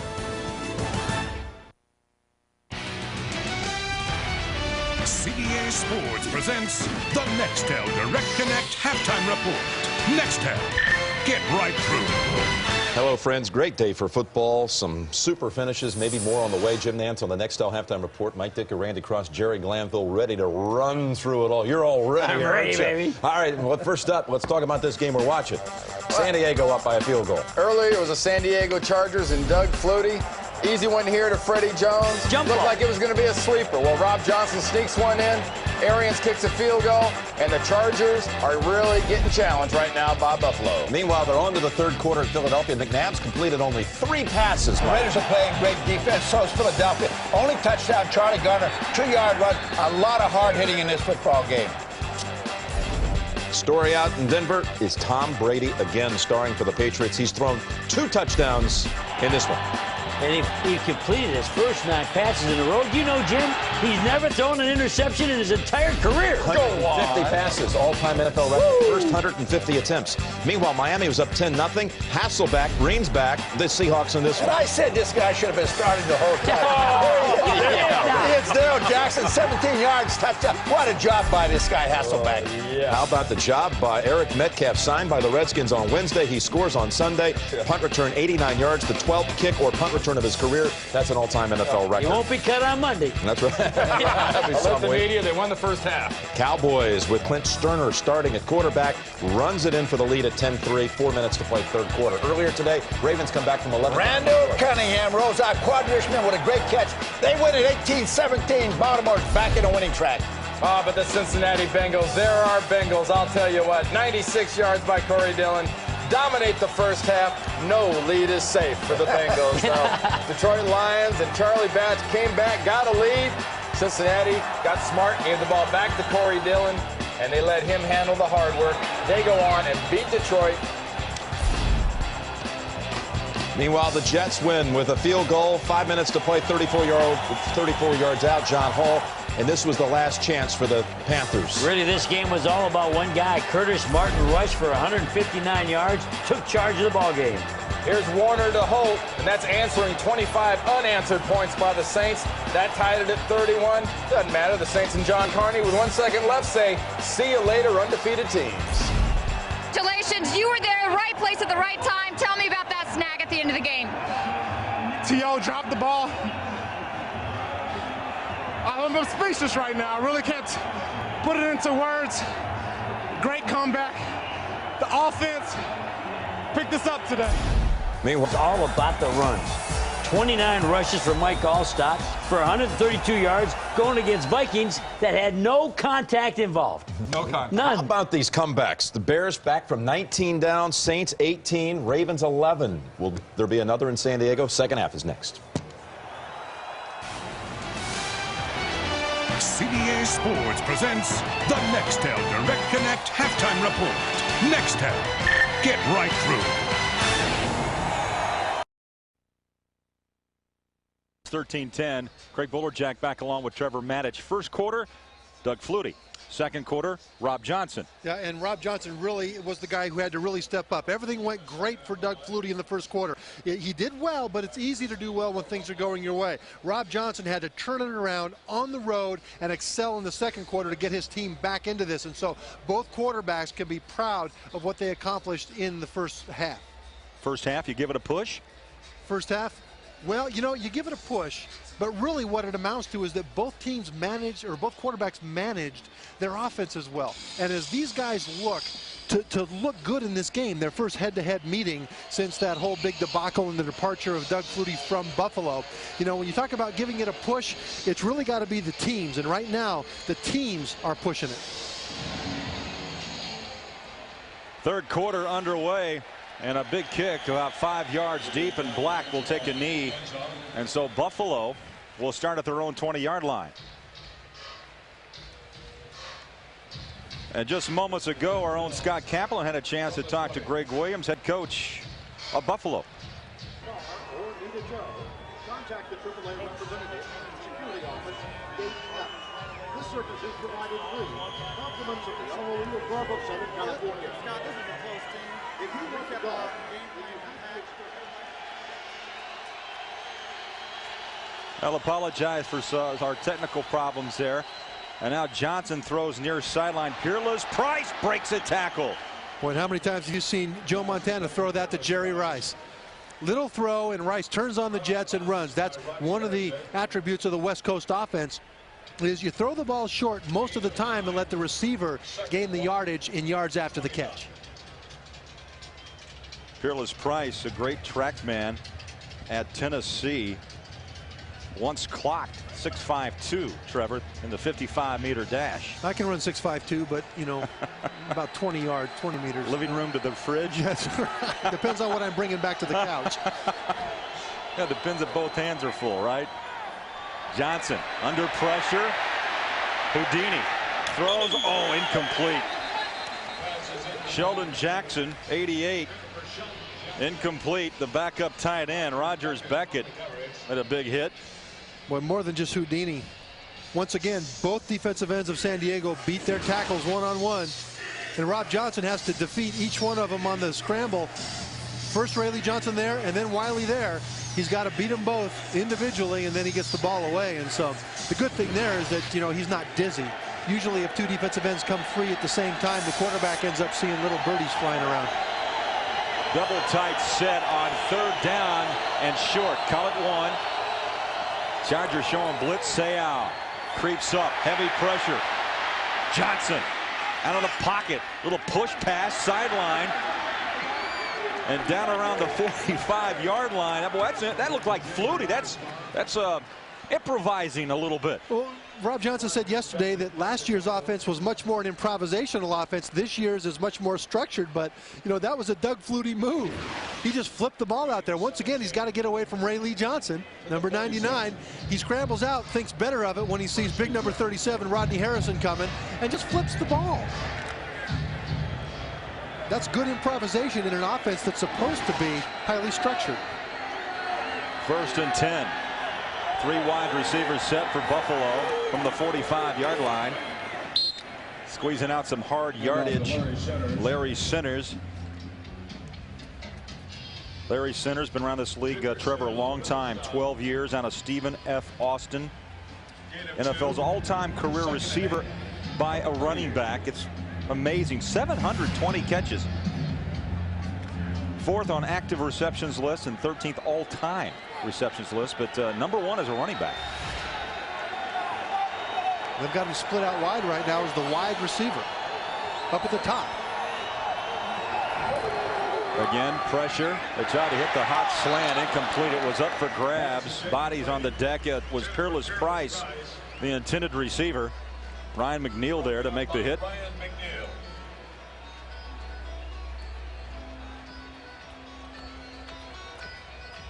Good look at McNeil. Last week, big game against Denver. Had 11 total tackles and the 1 interception to move his number to 6, which now leads the league.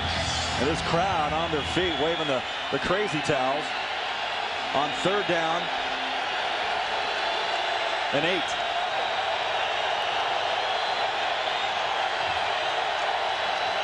Price in motion.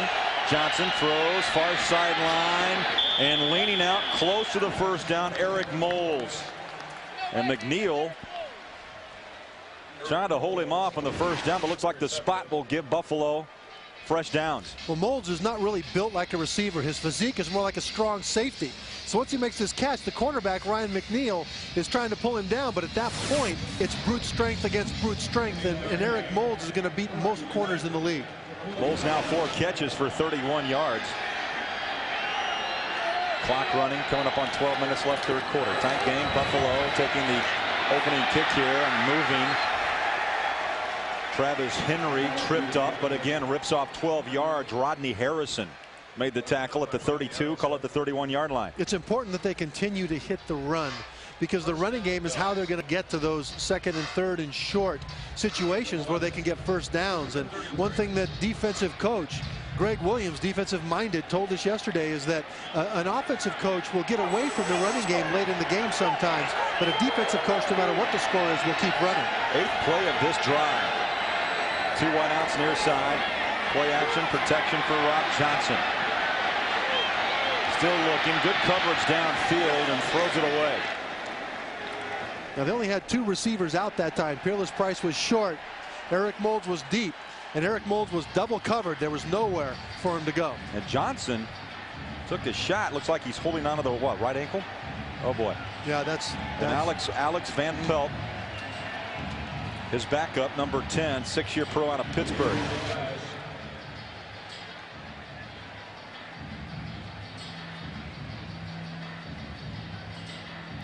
Yeah, it looks like Orlando Ruff somehow, when he got those legs together, somehow he must have hit him in the shin or hit him in the ankle somehow. It was all wrapped up into the body of Orlando Ruff. And when, boy, Rob Johnson pounding the ground like that, that's usually a thing of not pain but frustration, which means, well, that it's not always good.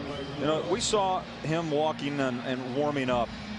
I mean, this guy is put together, but yet susceptible to injury. Well, susceptible to injury because he puts himself in a position to get nailed. I mean, keep in mind the guy that wrapped him up there was the middle linebacker, Orlando Ruff.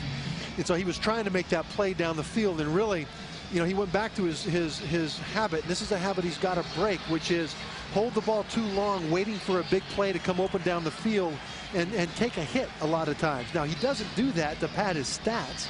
He does that because he wants to make a big play and he's willing to take the hit. The problem is when you're in college, you can take those hits, but in the pros, the guys that are hitting you are going to knock you out of the game. And so one of the great things about last week in Jacksonville was that he really started to slide more. He stepped out of bounds more, and he threw the ball away more so that he wouldn't take those hits. On this particular play, Moulds was double covered. There was no way that he was going to be completed, and really the better part of valor might have been to just have gone down or stepped out. Rob Johnson moves to the sideline, 12 of 19, 145 yards, and his backup, Alex Van Pelt, who's thrown 46 passes, completed 26, 56% completion percentage, now takes over, second down. Throws, far side, and it's caught. Good coverage, good pursuit by San Diego. Eric Moulds with another catch. And here's the thing about Van Pelt. He actually operates this West Coast offense at this point in the season better than Rob Johnson does in terms of making the reads, making the decisions. He's a very precise guy, a smart guy, but he doesn't have the physical gifts. Especially, he doesn't have the mobility. The problem here is, remember all of the sacks and hits that Rob Johnson avoided from Marcellus Wiley and Ray Lee Johnson in the first half. Well, Alex Van Pelt isn't that shifty. He's going to get hit by those guys more than Rob did. You saw Johnson head into the locker room. Now Van Pelt steps up and throws on a knee. Complete at the 27-yard line. Davion Black with the reception, but short of the first down. There's Rob Johnson. Now you see a lot of players, it's just 2 trainers with him. What, retape? Well, first they got to find out what's wrong. And I think what they'll do is they'll take the tape off and they'll start to poke around and see if they can feel a tear, see if they can, if it's sprained, if it's torn, if it's what. And if it seems like it's structurally sound, they'll retape it with extra super mega tape and then see if he can play. Arians will try a 45-yarder. This would tie the game. Placement's down, line drive kick. It's going to be short. No good from 45.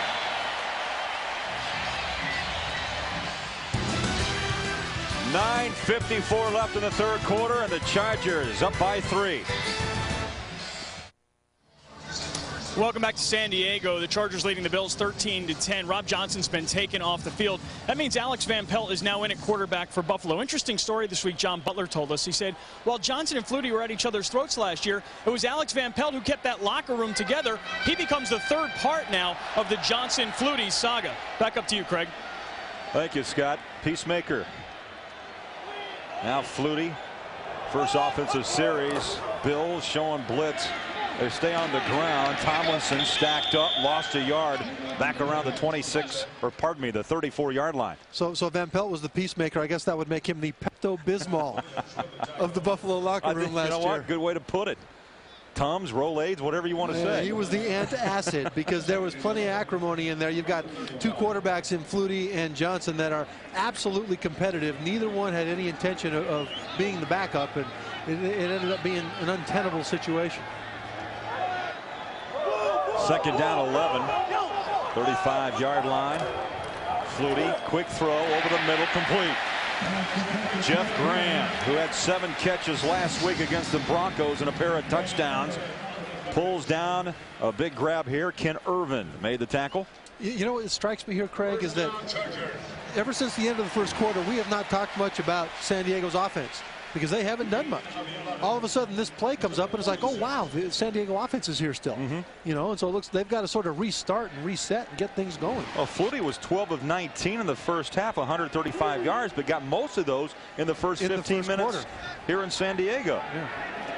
109 minutes left, third quarter, 1st and 10.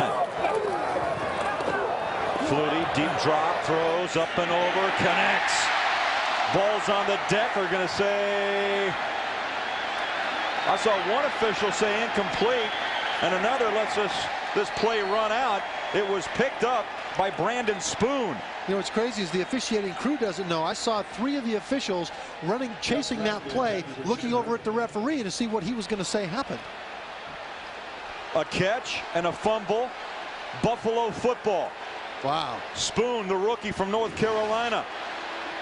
Well, this is a deep crossing route. They've got maximum protection.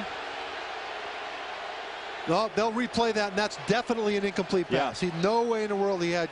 This would be the one to replay. Tell you now, all the men in stripes have gathered at the 45-yard line. The ruling on the field was an incomplete pass. Ball remains in San Diego's possession. Second down. Yeah, that's the right call. So they don't need to challenge it. That is correct. But that's what I was saying, is that the officials were looking around at one another to see who saw it. And in the beginning, they said it was a fumble, and in the end, it was overruled by the referee on the field. They didn't need it. Right there, his hands are, he does not have control of the ball when he comes down. He has control in the air, but he loses that control when one foot hits, and before the other one comes down, he's bobbling it again. Well, Buffalo's offense has to shuffle off to Buffalo. Defensively, they come back. Now it's second down. And 10 from the 46 for the Chargers. Flutie trying to set up the screen. Heavy pressure. Incomplete. Well, we should have illegal linemen down the field. Yeah, late flag now thrown back at the 30-yard line. Well, I see 1-2 big O linemen around the 50-yard line. Yeah, it looked like Raleigh Roundtree, the left guard, was running a 9 route. But that's not what they called. That's interesting. Grounding and loss of down. Yeah, because there was nobody out. Now take a look at the running back. He's supposed to come out and get this screen. But does he get out? No, he gets jammed up, and he's right there on the ground. Oh, he's tackled down. Right, and the ball's going to land right there, and the running back's on the ground back over here. So it's intentional grounding because the ball was thrown under pressure where there was nobody remotely close to catch it.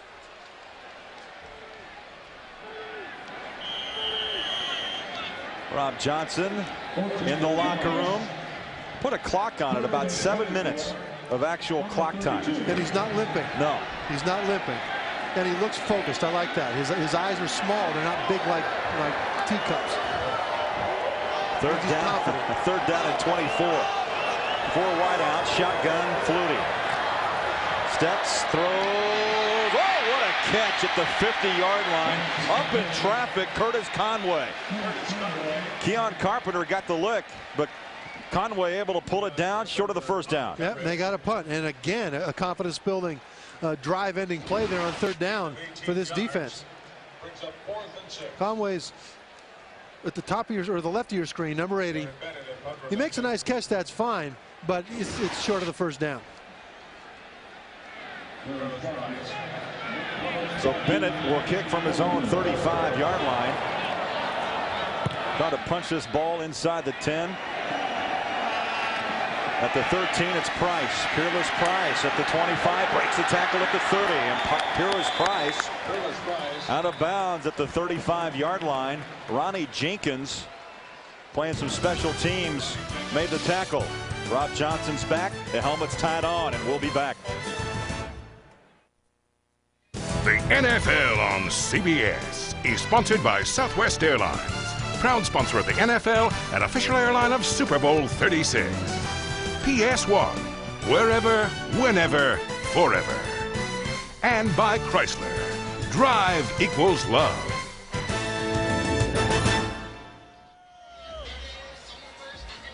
Well, Monday on CBS, been Halloween with the King of Queens. Is an episode so funny it's downright scary. Monday on CBS. Rob Johnson under center at the 35-yard line, 1st and 10 Buffalo. Ankle's been taped. Johnson in trouble, dancing, looks to move well. Picked up a yard to the 37. Rayleigh Johnson, though, closed it down. Well, he gets sacked a lot this time because his receivers couldn't get open. Once again, they put him into a 5-step drop, which means that they want the receivers to have time to get open a little deeper down the field. And you know something? I don't know that that's the thing to do right now. Now, it's 5-step drop. He looks. His first read is covered. He looks back to the left. His second read is covered. Don't put him in that position right now. Clock under 7 minutes.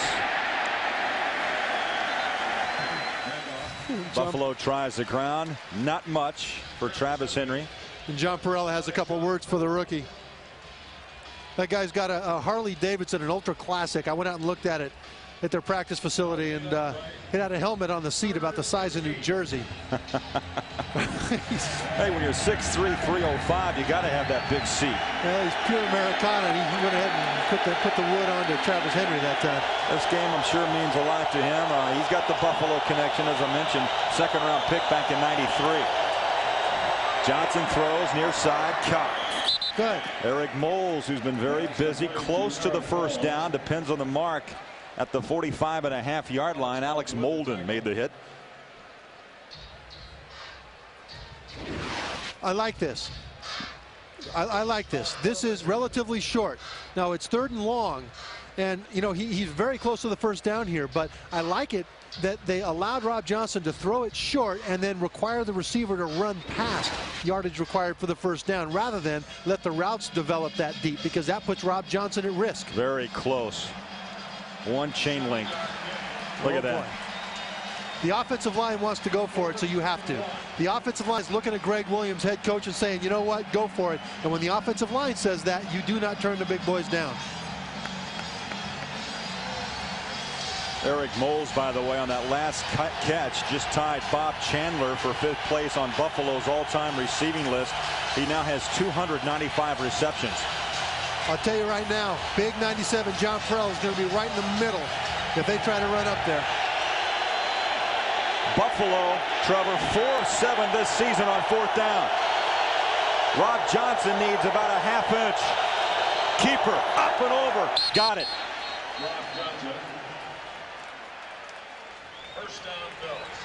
We talked about taking ownership, about how Mark Banker, in calling the defenses for San Diego, lets players take ownership by saying what they're most comfortable with, so they execute it better because they have a vested interest in it.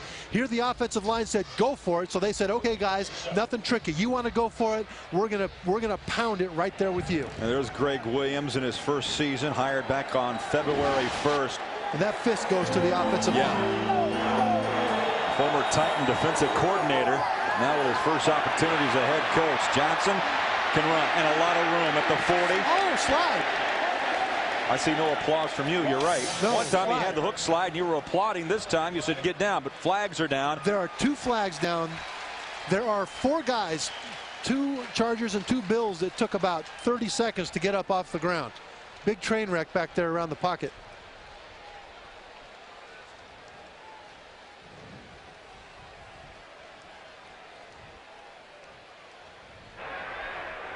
Holding. Offense. Number 79. This penalty is declined. Holding.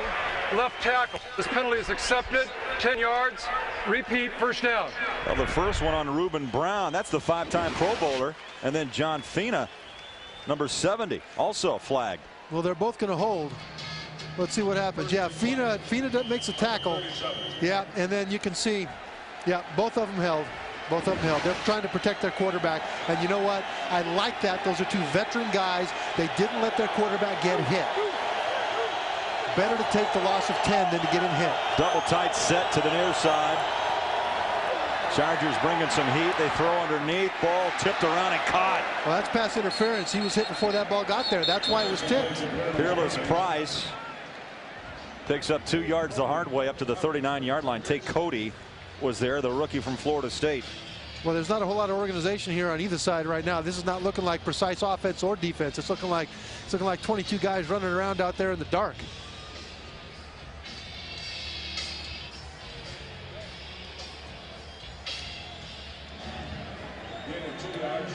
Clock running. There's a comparison. It was so one-sided for Flutie early, and now almost a dead heat.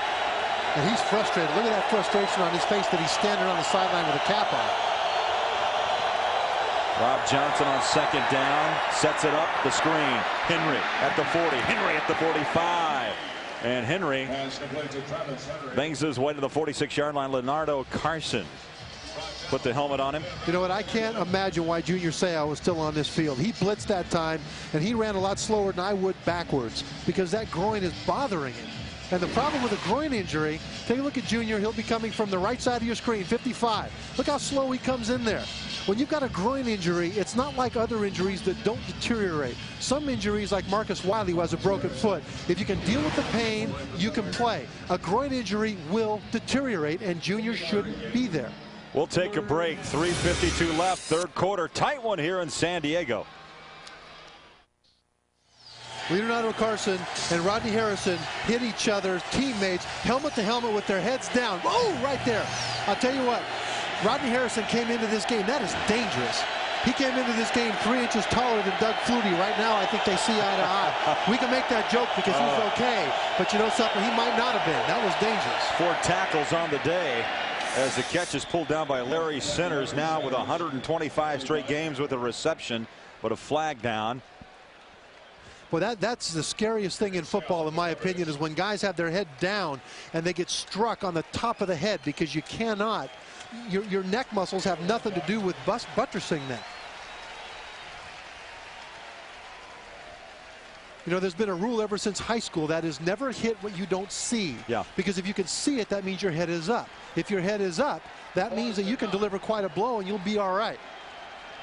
Tim Dwight, as Harrison throws the towel over his head on the bench. Brian Moorman, and a Pittsburgh State ready to punt. High snap and a high hanger. Fair catch.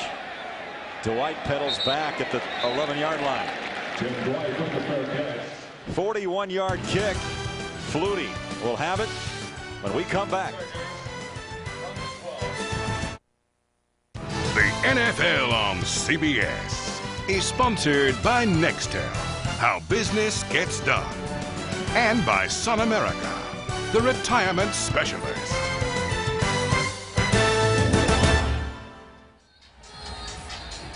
Trevor, of the surprise teams this year, which one has the best shot of going the distance? Bears, Bengals, Browns, Chargers, Niners, Steelers? Just log on and cast your vote at NFL.com.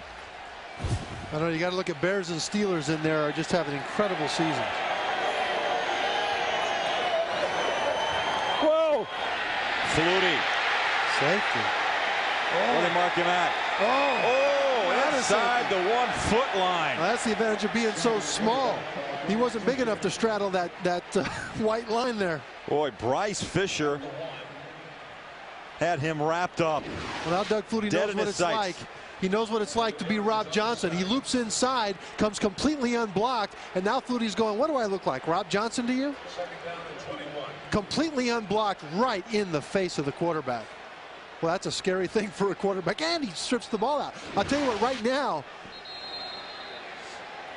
Well, he looks like he's going, how does it feel, Doug? How does it feel to have an offensive line that once in a while doesn't block for you? Now, this is a good offensive line. That doesn't happen very much to these guys. But you know something? Sometimes the shoe gets on the other foot. Well, you got a young left tackle in McIntosh, only a second-year pro out of Kansas State. He's 24. He's a good one, too, though. Yeah.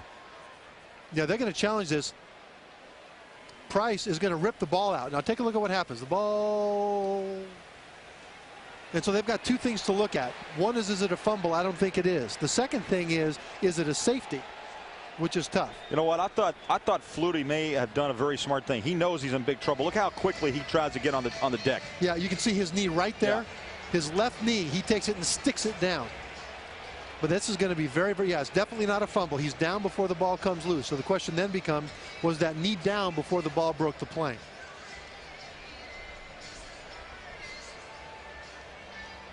Look at his left knee. Boy, look. Oh, it's that's down. close. Its left knee goes down about 8 inches into the blue.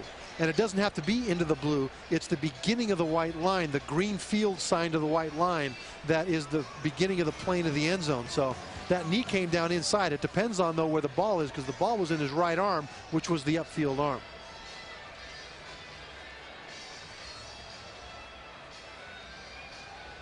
Referee Tony Corrente. The two views that we just saw, it was not conclusive. I could not tell from those. And that's going to be the key. It doesn't really matter, you know, whether it was a safety or not. The matter is there compelling evidence to overrule the call on the field? It's like the law, you know. What's right isn't what counts. It's what you can prove that matters. See, in this view right there, now you can't tell in that view, where's that ball? You can't really tell in that angle. It's very difficult.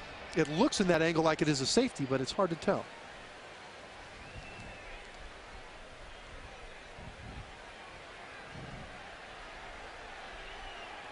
Well, Tony Corrente's microphone play stands has lost power, but as you just heard the PA announcer saying that the play stands. Buffalo, for the second time today, challenging and losing that challenge. They burn a timeout, 2 remaining, and the Chargers with 3. You know, in what's turning out to be a very close game, 3-11 and counting left third quarter. Flutie from the end zone. Hooks up with Conway. I'll tell you this, though, Craig. We talked earlier about in the first quarter, it was everything going Doug Flutie's way against Rob Johnson. It was Rob Johnson who had to deal with adversity, and he did. Now, for the first time, Doug Flutie on his own 1-inch line has got to deal with some serious adversity as well. Let's see what he'll do. A 3rd down and 14. Look at that. First quarter, Buffalo minus 12 yards. Since then, 216, and the Chargers, as you mentioned, going the other way. You know why that happens? I'll tell you why after this play. 3rd down and 14. Flutie now throws underneath. Not much. Fletcher. Here's why that happens. That happens because San Diego is the team that has all the advantages, and they know it. They come out in the first quarter, and everything they do works. They're all fired up for the game. They come out and dominate the team. That's fine. The problem is that Buffalo is so young that they don't know that they should sort of fold because they're gone. They have no shot. So Buffalo keeps fighting, and San Diego goes into cruise control at the beginning of the second quarter. Darren Bennett 2 yards deep in his own end zone. Needs a big boot. Buffalo's going to have fine field position no matter. Nate Clements at the 40, and he's popped and dropped. Good coverage by the Chargers special teams. 47-yard kick and a 5-yard return. 1:38 left in the 3rd. Well, tonight on 60 Minutes, did Saddam Hussein have a hand in the terror attack on the United States? Leslie Stahl reports from Saddam Zorak tonight on 60 Minutes. Buffalo with the football down 3.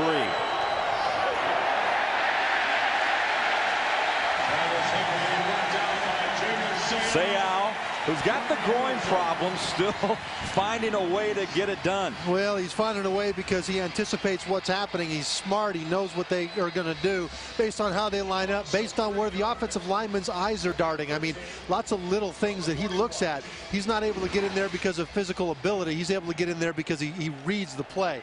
He just bursts in there. But I think it's dangerous for him to be in there because if he aggravates that groin, he might miss 3 weeks. Well, you made a great point because he's got games coming up against Kansas City, Denver, and Oakland. AFC West. Oh, what a pop! My goodness. Rogers Beckett said hello on Peerless Price. Wow. Just watch his head and shoulders. 81's head and shoulders. Peerless Price. They go that away. Boink. Oof. You know, your head and shoulders aren't supposed to look like that, where they sort of hunch up and goes over. That wasn't a dangerous hit in any way. It was very clean, but man, was it hard. Beckett, the free safety. Second-year pro Anna Marshall. Peerless Price with 5 catches on the afternoon. Rob Johnson. Ball batted, incomplete. That's John Perella. The thing of it is, he sticks his arm up in the air, and the problem is that his arm is like wide. It's like a couple of tennis rackets up there. You know, you can't just sneak a ball by there. There's a lot of blockage in the air when he sticks that big gun up in the air. For those of you figure skaters out there, that's what a big arm looks like. Actually, for those of you football players, that's what a big arm looks like. That's big. All figure skaters, send your cards and letters to Craig Mullergat. Thanks. Second down 10, 45-yard line. Chargers showing blitz. Here they come. Johnson flips it out. Nice catch by Sinners. Trying to change direction. Gerald Dixon grabbed the jersey and pulled him down around the 44-yard line. That's what I'm talking about, the courage of Rob Johnson. That time the blitz came, he stood in and delivered the ball, and that's very courageous. You know, there I wasn't sure if he spit out a tooth or not, but you know, something good for him for standing in. Well, that ends the third quarter of play with the score San Diego 13, Buffalo 10. We'll return to Qualcomm Stadium right after this message and a word from your local station. Well, we start the fourth quarter and San Diego Chargers on top 13-10. Junior Seau taking a little bit of a break. I don't know if that's for the remainder of the game, but still, you know what? He's coaching. If he doesn't play, he coaches. He's almost on the field now. Johnson in trouble, throws incomplete. Okay. Well, once again, 99 Rayleigh Johnson, 75 Marcellus Wiley. I'll meet you at the quarterback, and they did. Eric Moles, the intended receiver. Let's go downstairs. Scott Kaplan. Scott? Yeah, guys, Junior's taking himself out of the game. This wasn't a medical decision by the staff. Junior just came off the field and said, I've had enough as of right now. He's put a baseball cap on. He's, for the most part, playing coach and cheerleader. I'll let you know if he plans on getting back in the game. Back upstairs, Craig. You know, I'll tell you why he did that. Because it's either, he told us yesterday, it's either all or nothing. He'll go 100% or he's coming out, and he can't go 100% right now. Fourth down, Mormon will kick for Buffalo. High hanger. Fair catch. And Buffalo is going to pin San Diego deep at around the 1 or 2 yard line. A terrific punt, 42-yard pooch. Timeout, 14:42 left.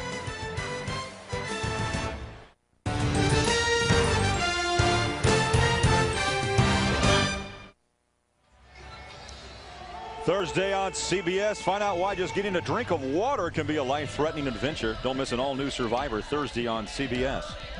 Who will survive today? Will it be Rob Johnson or Doug Flutie? I don't know. There's a big old wildebeest by that water hole. Understand the word on Junior, who you just saw. He's going to go in next series. Oh! Chargers trying to work themselves some breathing room and some tough hitting there. Tomlinson, the rookie, took a shot that picked up about 5 yards. Well, you know, the other subplot to this, the craziness this past week in Buffalo and San Diego, not only Rob Johnson and Doug Flutie, but it also centers, Trevor, around Buffalo former GM John Butler, who took the job after 14 years and now has the same role, same capacity here in San Diego.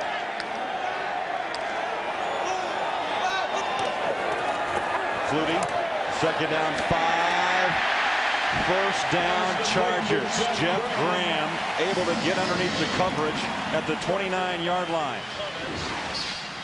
He sees man coverage out here. Graham's going to run straight up the field, bend in just a little bit, and here comes the ball. The safety, Keon Carpenter, is too late to get over to stop that because Flutie has a stronger arm than he might have anticipated. Keon Carpenter was expecting that thing to float a little bit, and Flutie drilled it.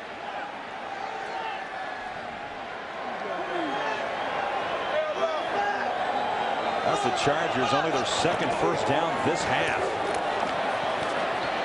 Hard running. Tomlinson dropped around the 29. Now, the thing about John Butler is that he spent 14 seasons there, 11 of them playoff years. And so, you know, Buffalo fans really ought to think of him with fondness. But the way he left was a lot of acrimony. There was some question about contract negotiations and offers and things like that between owner Ralph Wilson and John Butler. And they didn't really see eye to eye. And finally, Ralph Wilson fired John Butler with a week to go in the regular season last year. And so, you know, that caused a lot of bad blood on both sides. Flutie, strong arms, nearly picked. Incomplete. Good coverage. Jeff Graham, the intended receiver. Nate Clements on the cover. And Trevor, the interesting part about Ralph Wilson, who obviously has great respect around the National Football League. These two franchises, one of the original, both original in the American Football League, is this. He made a comment about this game basically means more than winning the Super Bowl. And he said that back in April when the schedules came out, and I don't think he believes that. He'd like to win this game. I think that was said in the heat of the moment. At the same time, though, it shows you how hot that moment was. Third down and 9. Flutie, good protection, throws. It's complete, but way short of the first down. Fletcher made the catch. See, the thing of it is, you know, there were a lot of things that happened, and there's a lot of dust in the air, and it's hard to see through to all the truth. But part of it was that Ralph Wilson wanted to renegotiate John Butler's contract. His contract was coming up at the end of February, and Butler had never renegotiated a contract during the season. And so I think that when he wasn't willing to do that, that was one of the things that angered Ralph Wilson, and Ralph Wilson fired him. And then a couple weeks later, he ends up signing with San Diego. And so Ralph Wilson believed that Butler already had the San Diego job lined up while he was still under contract with Buffalo. And again, John Butler will dispute that. However, and he does dispute that. But that's what Ralph Wilson believed, and that's one of the reasons that he said he wants to win this week so badly. The NFL on CBS is sponsored by Subway. Fresh-made sandwiches on fresh baked bread. Subway, eat fresh. Cold-filtered Miller Genuine Draft. Never miss a genuine opportunity. And by Volkswagen. On the road of life, there are passengers and there are drivers. Welcome back to San Diego. 11:54 left. Junior Seau told Scott Kaplan, thought he'd probably try to work his way back into the defensive lineup, but still on the sideline with the baseball cap. 11:54 left. A lot of time left in this football game. Rob Johnson starts off throwing on first down, incomplete. You know, another part of this wild story, Trevor, is the fact not only Johnson and Flutie, not only is it John Butler and Ralph Wilson, but it also is the herd of Buffalo Bills who made their way out here to San Diego. I mean, you got Butler, A.J. Smith, who was with Butler, a longtime assistant, comes out here as the assistant GM. Flutie, Holisek, Rogers, backup backers who now get a lot of playing time, and Marcellus Wiley. There's a lot of former Bills out here, and really in Buffalo, a bit of a conspiracy theory that they were sort of all brought out here by John Butler, but that's actually kind of bogus because that's not the way it worked out. John Butler was fired. A.J. Smith was not offered a contract. Marcellus Wiley was not offered a contract, and the other three guys were cut. And so really there wasn't any kind of conspiracy. They just ended up here.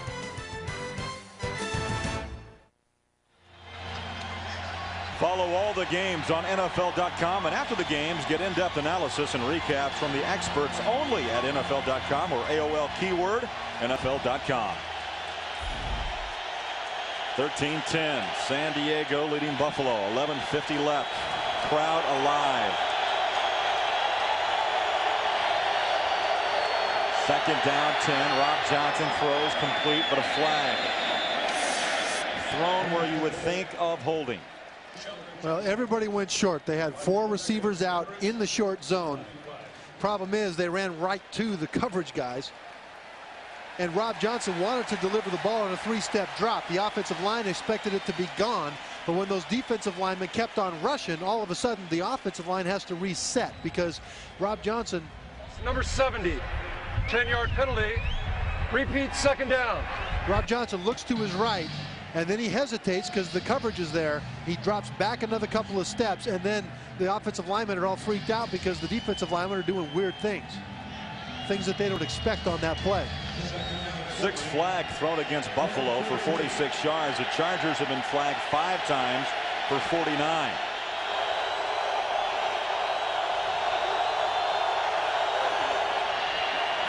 Ooh. Boy, the pads pop. Larry Centers takes a big hit to the 16-yard line, and it was dealt out there by Zeke Moreno, a rookie out of USC. You know what? The Buffalo's had its best success when it's thrown the ball relatively short with a couple shots down the field. And Larry Centers has carried the ball several times, but they have not been throwing it his way very much. That means they're not throwing it short enough. Larry Centers can't be covered. They've got to use him to pressure the defense. Well, how about that score? Washington on top of the Giants in the 4th quarter.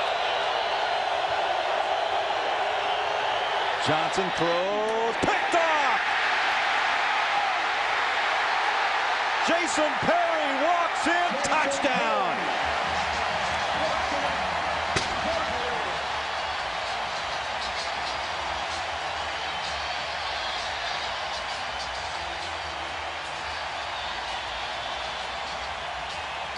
This is where that courage did him in. Rob Johnson's courage did him in. He delivered that ball to Moulds, who was running pretty much open down the sideline. But watch Rob Johnson's shoulders when he's delivered. He's going to be leaning backwards because of the pressure that comes up the middle. Now, number 80, Eric Moulds, was open, but because Johnson had to lean back and throw off his back foot, the ball sort of floats up in the air like that wounded duck, and it doesn't carry to where Moulds is open. Richie with the extra point. Jason Perry, 3rd-year pro from North Carolina State, rumbles in after picking off Rob Johnson, and the Charger lead is now 10.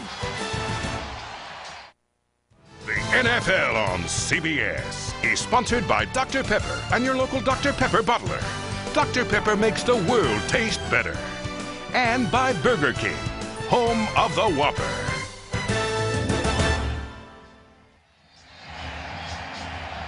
Well, the last time a Charger defensive back picked off a quarterback and ran it for a touchdown, Rodney Harrison did it back on December 24th of 2000, went 63 yards as he got Cordell Stewart. Jason Perry just went 37. 20-10, San Diego. Nate Clements down the sideline, takes a shot at the 39. Delivers a shot. Wade Ritchie.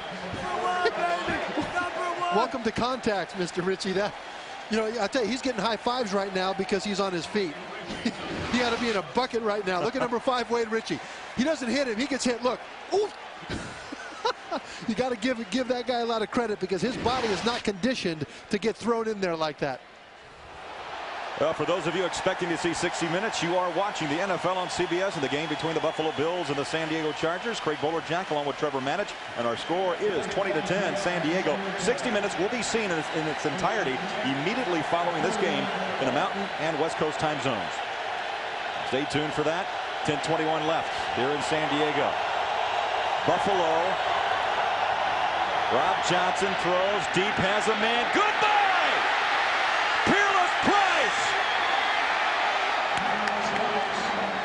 This is exactly the play that interception occurred on.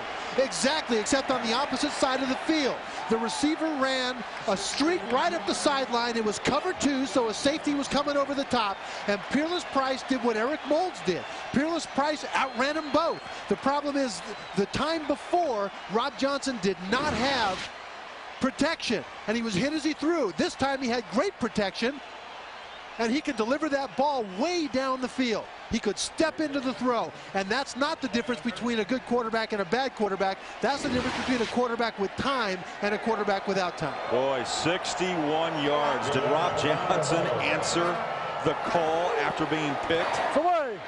Peerless Price, 6 receptions, 140 yards in the touchdown. Oh, the emotion that you feel here at Qualcomm Stadium.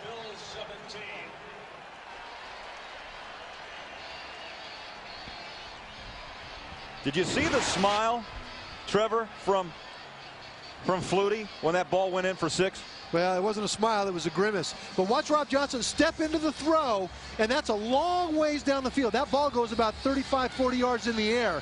That's because he had a pocket to step up into. That's the only difference between the play that was intercepted by Jason Perry and that play, which was a touchdown to Peerless Price. All comes down to protection.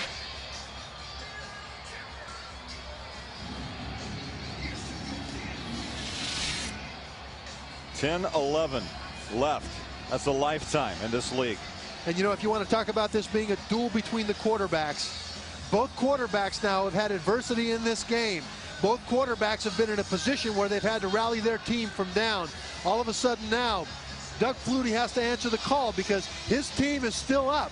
But I'll tell you what, Rob Johnson is the one who appears to be the warrior and the gladiator and the guy who is making it happen. Now, the final score is the only thing that's going to happen. But if you want to call this thing a duel between the quarterbacks, that guy with the cap on right now has showed an awful lot of guts. 19 of 30 for Rob Johnson, 239. Touchdown you just saw on the pick that went back for 6. Actually. And then Doug Flutie with the 1 touchdown throw. Just a 1-yard toss out to Freddie Jones as tight end. It's a short kick. Ronnie Jenkins at the 6-yard line. Jenkins, always so dangerous. Skips out of tackle, still on his feet. Good field position for San Diego at the 35-yard line. Tonight after 60 minutes, what do you tell your child when he asks one of life's biggest questions? Well, don't miss an all-new education of Mac Pickford tonight after 60 minutes on CBS. Richard Dreyfuss would be a kicker. That's it. Not even a punter. He would just be a kicker. Yeah, you hate to go back to the survivor line, but is it the Flutie tribe against Johnson's tribe? Yeah, they're going to vote each other off the island. There won't be a quarterback on either team. Hayden, the second tight end, goes in motion. Flags are down. Tough running for Tomlinson. Grabbed and pulled down by Phil Hansen. But a flag is down. Well, Doug Flutie's frustrated here. Well, look at that. There's a coach. That's all the emotion he shows. He's saying, push him back, push him back. Now, that's about it. He just jumped as high as he jumps. Holding, offense, number 83. 10-yard penalty, repeat, first down. Again, remember the key here. When San Diego is 3rd and 7 or more, they only 10% of the time convert. So right now, you've got 1st and 20. The key here, these first 2 plays, keep them from getting shorter than 3rd and 7. First half, Tomlinson dominated. Trevor, 71 yards and 12 carries. This half, 3 carries, only 5 yards. Yeah, they haven't given him the ball. And Buffalo has controlled most of the clock.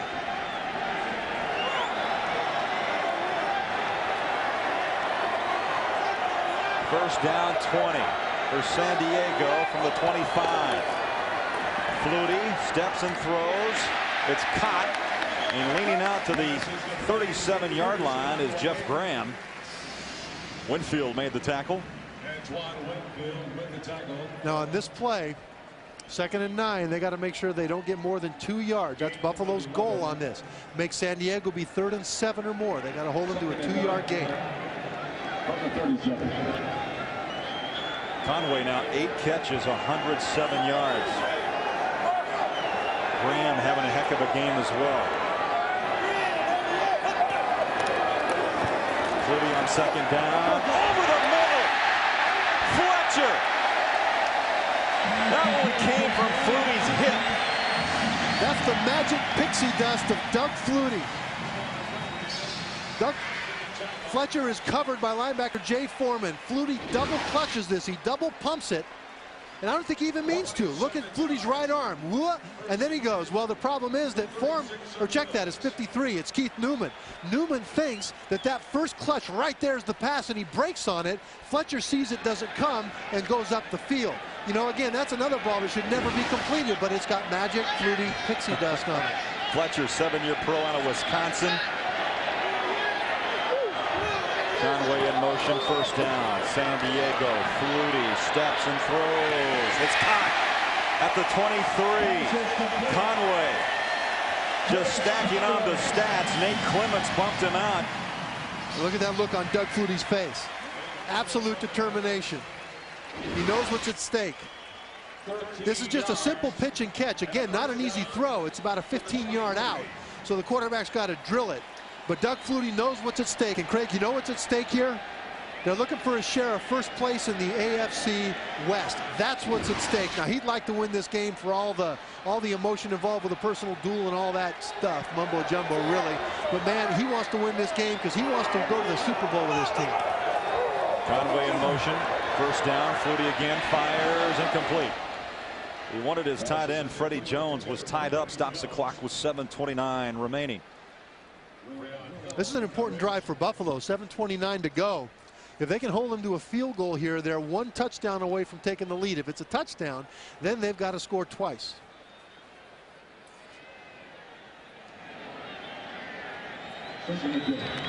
Remember our rules, 2nd and 10. They want to keep them to 3rd and 7 or more.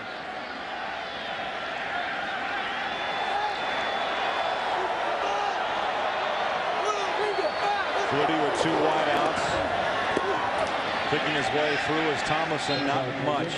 There it is. And you know what? It's 3rd and 9. It's 3rd and 9. And you know, you talk so much about 3rd down conversion. Well, 3rd down conversions are really made on 1st and 2nd down. Once again, when San Diego is 3rd and 7 or more, they fail to convert the first down 90% of the time. And so right now, there's a 9 out of 10 shot that they're going to be going for a field goal here. But they still got to run the play.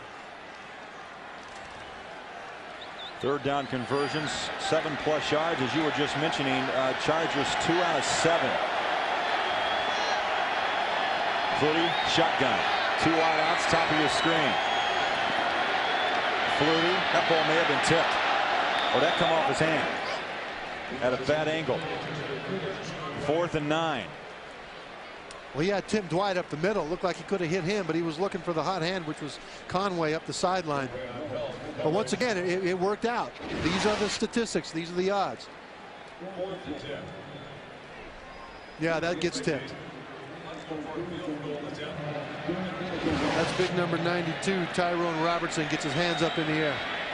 Wade Ritchie will try a 41-yard kick. It hangs up and no good. You know, Ritchie is better than this. That's 2 field goals he's missed today. It was wide right from 36. Yeah. And once again, he misses from 41. He didn't hit it good. Look at it come up. It just sort of floats. See, that ball looks to me like he got under it too much. It goes straight, and it's a nice end over end. But it looks like his foot is too low on that ball, just like the first one that he missed. It just sort of went way up and kind of floated. It just didn't look. It didn't look the way a field goal ought to look. Before the day started, Ritchie, pretty good season, 14 of 18.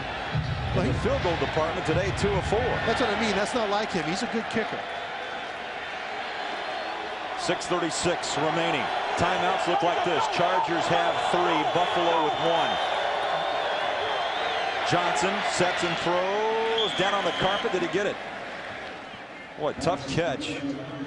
Larry Centers with those great hands, and now Rob Johnson looks like not only the ankle may be bothering him, but his throwing hand. This is a very nice catch. Down low, get your hands up underneath. Very nice, but Rod Johnson has another advantage. And that advantage is not only is Junior Seau on the sideline, but number 75, Marcellus Wiley, is no longer in the game in the most critical pass rush situation of the whole game. He's on the sideline now. Chargers showing blitz. Here it comes. They throw, batted, nearly intercepted. Tay Cody was nearby, stops the clock, 5:56 left. Well, he might have hit his right guard in the back of the helmet with that play. This is critical at this point. Just about 6 minutes to go. They've got to get down there and get some points. Yeah, that hits, it hits his center. That's Bill Connerty. Hits him right in the head with the ball. Trying to set up a screen. Now, where's Larry Centers? Why aren't they throwing this ball to Larry Centers? Well, he's in the backfield. Johnson, shotgun, 3 wide receivers. Johnson being chased from behind on a bad wheel. Gets it. Oh, fuck a shot. My goodness, Jason Perry, who picked him off earlier for the touchdown, put the hat on him. He put the hat on him, but Rob Johnson wins. Rob Johnson wins because he has enough speed that it flattens out Jason Perry's angle. Jason Perry has to come at a flat angle here. Look at him flatten it out. And that's what allows him to get that first down. And so, yeah, he lays a hit, but Rob Johnson wins this battle. And Johnson has to take the hit because otherwise he doesn't get the first down. And so that's where a courageous quarterback, he's got to take it. Most of the time I'd want him to step out, but right there, that's an all Rob Johnson win. Rob Johnson, good size, 6'4", 212. Handoff goes to Sammy Morris off the right side, picks up a couple. Orlando Ruff, the middle linebacker, made the tackle. Ruff, a third-year pro out of Furman. Boy, they ran to the right side, which is where Adrian Dingle is filling in for Marcellus Wiley.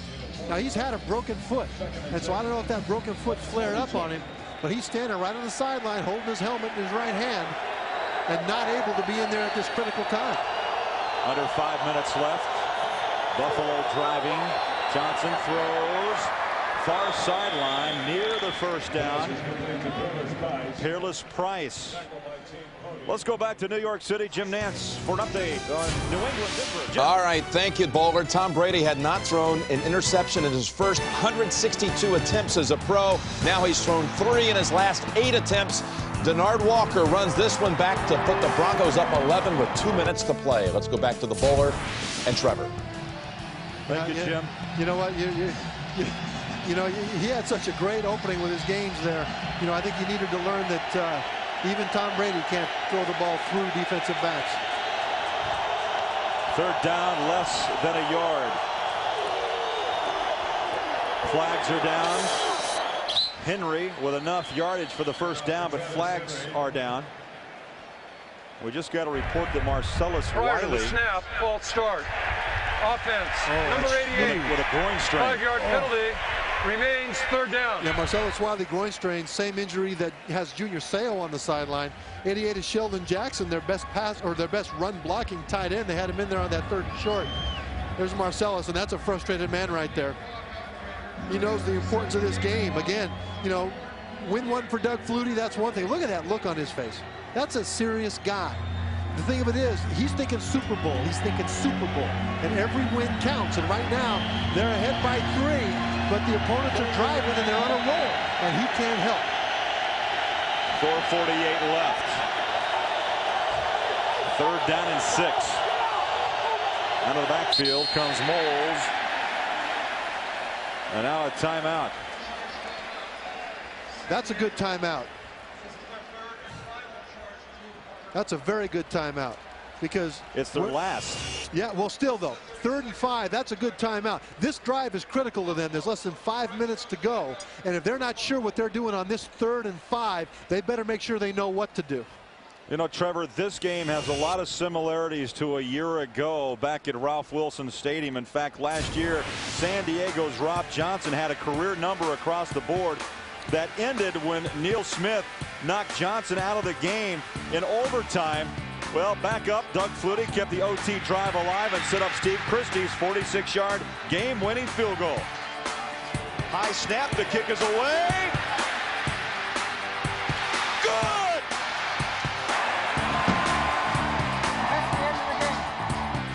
27-24 the final.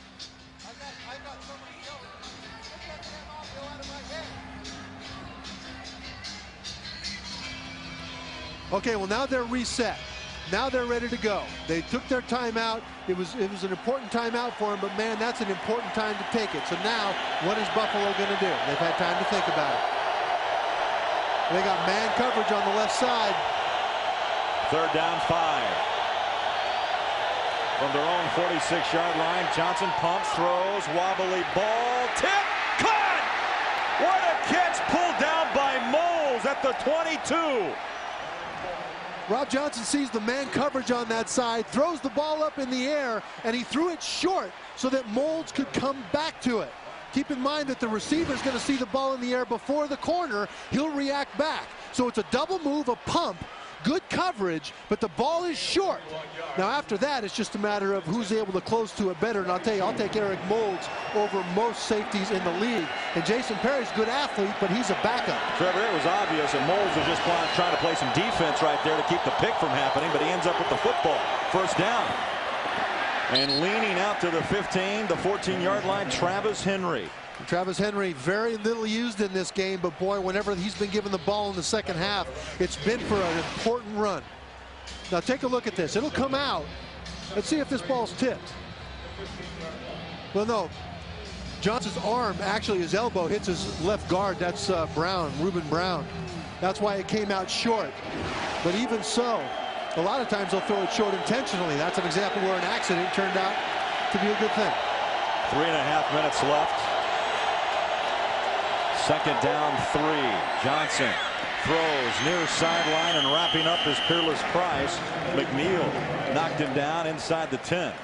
I'll tell you, Rob Johnson now, this quarterback duel, he's driving the ball down. Right now they're in field goal range to tie it. They might score to go up. Of course, they could be an interception. They might not. But Doug Flutie is totally helpless right now. And he's looking at that clock thinking, you know, I need this ball back with as much time as I can, because the winner of this particular battle between the quarterbacks is going to be the team victory. 9th play of this drive. 2 wideouts to the near side. Sheldon Jackson in motion on the ground, up the middle, picking his way. Travis Henry, pads are popping, and they push him back around the 8-yard line. John Perella led the charge. And I'll tell you what, if you're Buffalo right now, you take your time. You let this thing run down as far as you possibly can. Because I'll tell you, there's no better quarterback in the NFL than Doug Flutie at running the 2-minute drill.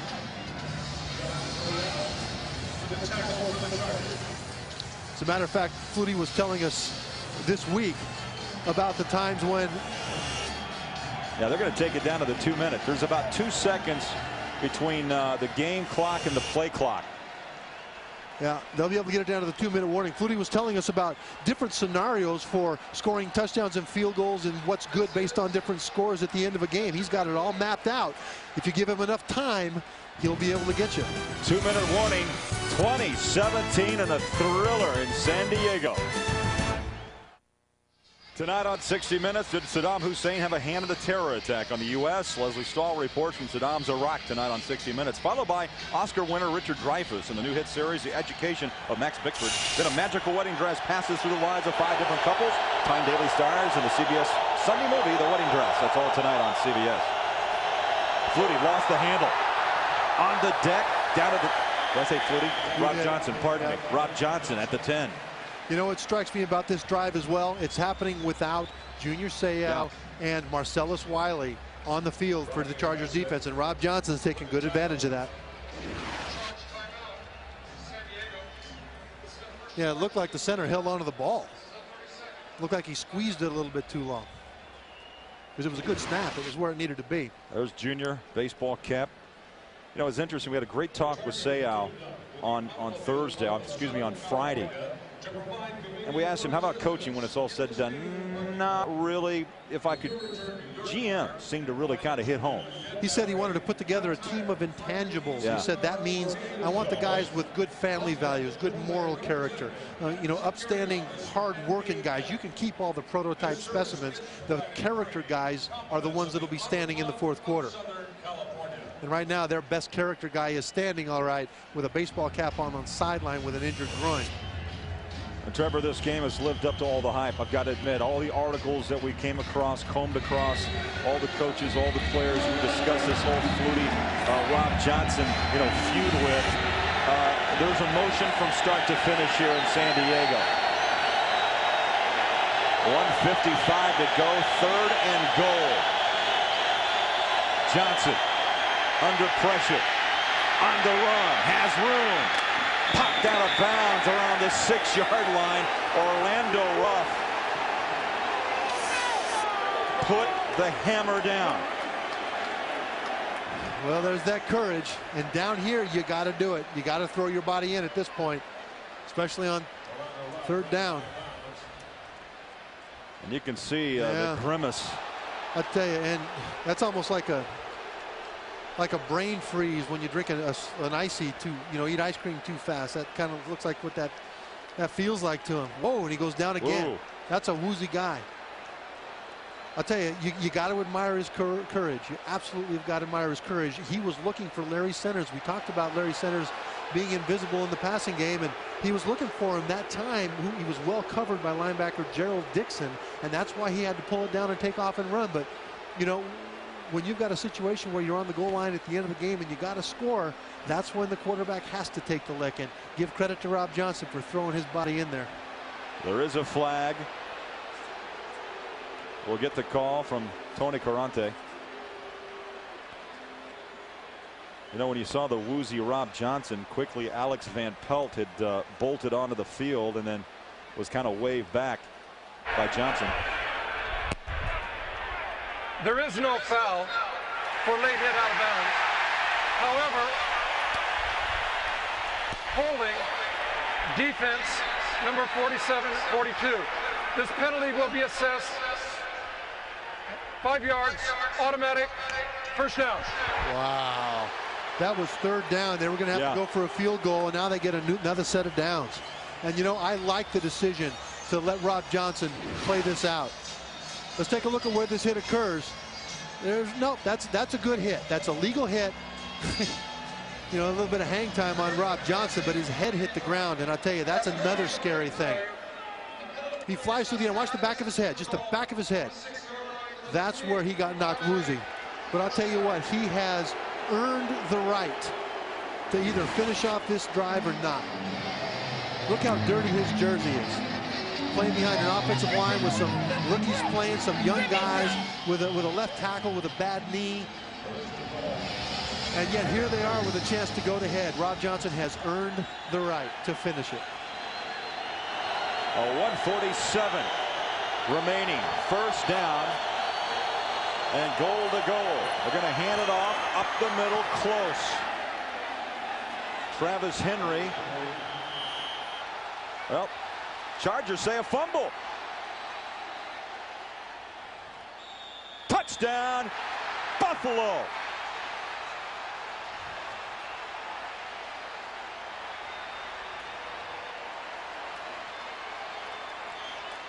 Team that started 0-4, Buffalo, and won last week and now on the road. Look at this, 79 Ruben Brown, their Pro Bowl guard, clears the way. And look, that's a great job by the rookie Travis Henry. Look at him reaching out with one hand. Now right now he's already down. Touchdown right there. Yeah, no, it's already down. You know, by the time the ball comes out, he's down and that ball is over. That's a risky thing to do, though. He's got to make sure that he doesn't get it slapped out before he gets down or before it crosses the plane. And on first down, I think that was a bit too risky. They're going to challenge this. There's no way this will be called a fumble. However, Craig, one thing that a rookie needs to understand down at this point is that it's first down. The worst thing that'll happen if he keeps it tucked in is that it'll be second down and an inch to go. But he's going to try to reach it across. Now, he's still got the ball. He's got the ball. He's got the ball. Yeah. He's down, he's down, he's down. Right? But the thing of it is, you know, they're going to call this a touchdown. But it's still risky. And even though he scored, if I'm the coach, I tell him tomorrow, hey, you know, good effort. However, keep that thing tucked in and let's run it again on second down. That's what I tell him.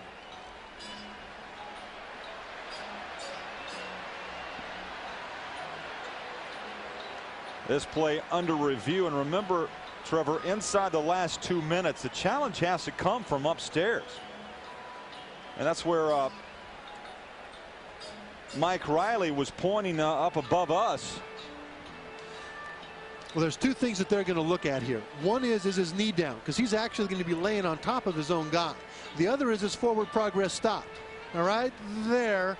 He's laying on his own player. That's Jay Riemersma, but forward progress is stopped. And his knee might well be down. We can see that from another angle. And so there's no way that that's going to be a touchdown. The two choices here are, or excuse me, it won't be a fumble. Two choices are, is it a touchdown? Because his forward progress, now watch his forward progress, stop.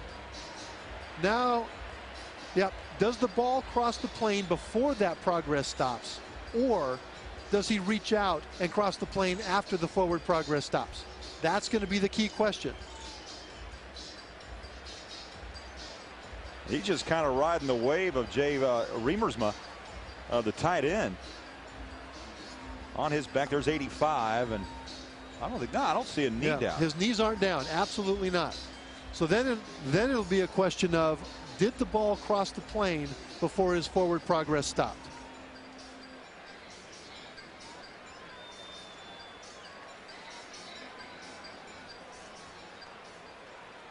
You can't lay on the ground for 5 minutes and then reach the ball forward. You know, it's a forward progress issue. Or lay on your own player, for that matter. After reviewing the play, the Buffalo running back dove towards the goal line, lying on bodies, had never touched the ground, reached the ball beyond the goal, touchdown. There it goes. Yeah. Yep. Good explanation by the referee, Tony Corrente. That's the most important thing. No knee, no body part ever touched the ground. He was swimming. And before his forward progress stopped, the ball was reached over. Yeah. So with 1:30 remaining, the extra point here by Arians, who can put Buffalo on top by 4.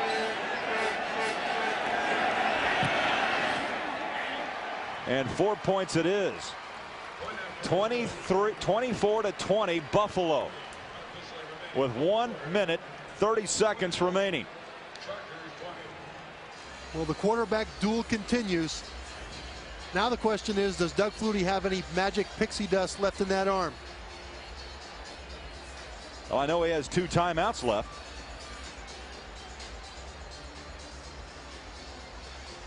"12 plays, 68 yards over 5 minutes.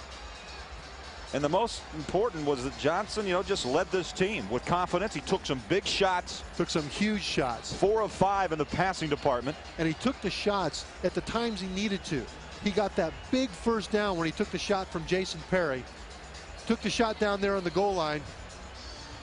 Absolutely deserved to finish that play and score that touchdown. Finish that drive and score that touchdown. And again, to remind you, no timeouts remaining for Buffalo. Flutie has 2 in his pocket with 1 minute 30 remaining. Now don't discount this kickoff. Remember that Buffalo's special teams is much improved from last year. However, they still are coming off last year that was not good, and they're playing better now, but they're going against Ronnie Jenkins and one of the best kickoff return units in the NFL. Ronnie Jenkins, of course, last week burnt Denver, gave San Diego, really set the tempo for that game against the Broncos on the opening kickoff, went 88 yards and gave San Diego some early confidence. Jenkins is the deep man. Fletcher around the 9-yard line.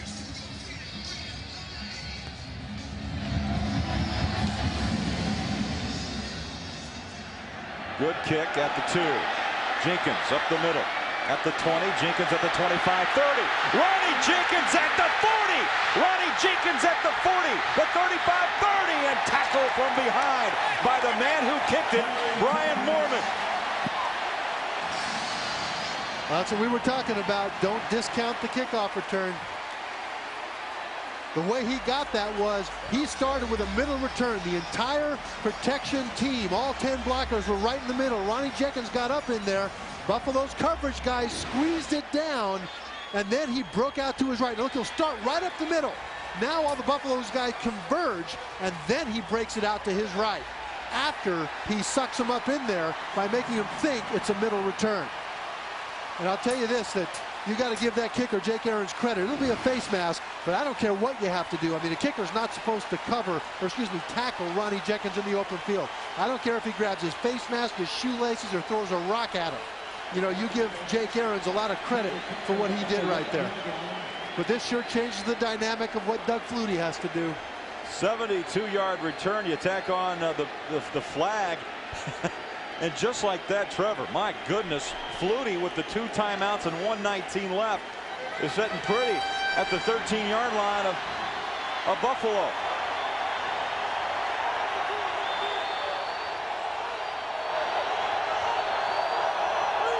Four wide receiver set. Fletcher, the lone back. He flushes out. Flutie escapes.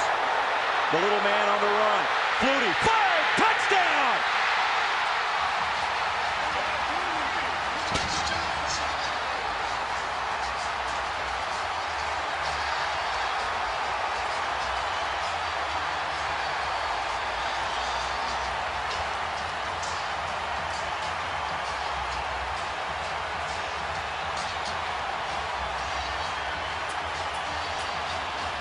Game ball in hand. 13 yards. Doug Flutie, 6th career rushing touchdown, and his first since November 12th of 2000. Extra point. The snap is away. The kick is good. My goodness. Oh, what a classic. 27-24 Chargers, 1:10 remaining. Now remember, Rob Johnson has moved this team very well, Trevor, in this second half of play, but has no timeouts in his back pocket. You know, Doug Flutie just ducks and the storm washes over his back. I think he was a bit surprised that no one had a hold of him when he took off running. But he'll just duck right here. That's big 91 Sean Price, takes a swat at him but doesn't catch any cloth. And Doug says, hey, I'm still on my feet, and there we go. And that is classic, magic, Doug Flutie, pixie dust. You know what? He didn't have to throw it. He had the pixie dust this time on the shoes. Now, I've seen him do that. I played with him in New England with the Patriots. You know, he did something like that against the Colts, I remember, years and years ago in the late 80s. And so, you know, he's still got it. Flutie just turned 39, by the way. October 23rd, Tuesday of last week. This man in his 16th professional season. He's thrown for over 54,000 yards, 41,000 of that in the Canadian Football League. And there's the Flutie sign held up. I want to see someone hold up a Ronnie Jenkins sign too. Kickoff returner to set all that up. Let's have some 28 jerseys out there next week, folks. Wade Ritchie from the 30-yard line, boots away. It's a high floater taken inside the 10. Nate Clements on his feet at the 30. Clements at the 35 and works his way to the 36-yard line. Buffalo with good field position with 1 minute, 2 seconds remaining. And now no timeouts. Remember, they took their last timeout on that touchdown drive at a critical 3rd and 5. It was a good time to do it, but now there are no timeouts left. At this point, they can't really work the middle of the field. Maybe the first play, but now they've really got to get the thing to the sideline. And Junior Seau, no surprise, after a couple of series of rest here in the 4th quarter, has come on the field nursing that sore groin.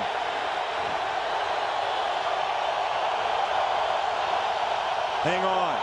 1:02 left from the shotgun. Rob Johnson has running room. Heads to the sideline. He wants to stop the clock, and out of bounds at midfield. 54 seconds remaining. Now remember, you don't need the touchdown. I mean, if you want to just get to overtime, you get the field goal opportunity. That's right.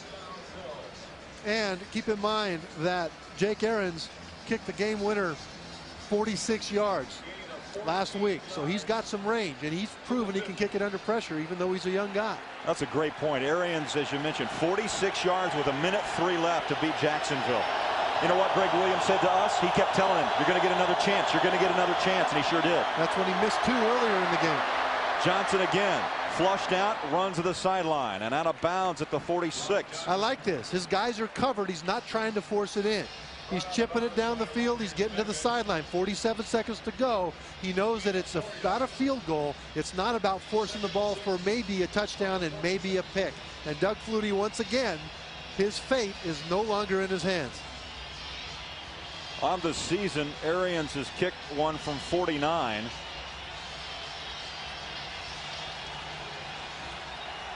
Out of Alabama, Birmingham. 2nd down and 6.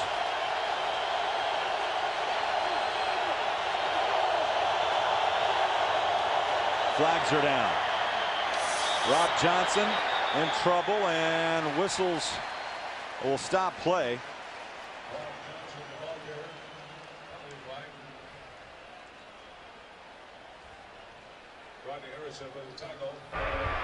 Prior to the snap of the ball, false start. Offense, number 84. 5-yard penalty remains. Second down. Reggie Germany, a rookie from Ohio State. Whistle for the flag. That's almost a good thing because Johnson was going to get tackled in the middle of the field and time was going to burn off the clock. Right now it's really about time since they have no timeouts left. They can still at this point throw the ball deep over the middle, run up and spike it. Johnson, shotgun, wants to throw over the middle. Oh, circus catch at the 26-yard line. The tight end, Riemersma. Thank you. Riemersma. 25-yarder. Oh, and he's down. They've got to be careful here. Okay, 26 seconds to go. The problem is in the last 2 minutes, if an offensive player goes down in this situation, they can run 10 seconds off the clock. Yeah. Well, he took a shot as he flipped over, holding the midsection. Game clock. Yeah, he was completely helpless as he was bobbling that ball. Please reset the game clock to 16 seconds. They ran the 10 seconds. They're going to run off the 10. That's because they have no timeouts. They would have charged them a timeout. Instead, because what they don't want guys to do is players to fake injuries to save timeouts so the clock stops. So they say, okay, if you're in the offense, they'll run it down. And they actually give the defense the choice of whether to do that or not, because sometimes the defense will decline that because they want the time for their offense. But at this point, since Buffalo has no timeouts left, they chose to run it off. But still, Jay Riemersma, absolutely career catch.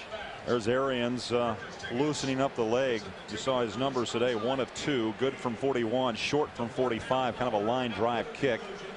Riemersma, we had a great talk with him yesterday about just his ball was a little bit off the back of the thumb of Rob Johnson, but how he's really making him a name at the tight end position. Of course, Tony Gonzalez in the AFC with Kansas City gets so much press. Also, Wycheck has rewritten what the tight end position is, lining up at slot. But they're trying to work the same thing here with number 85.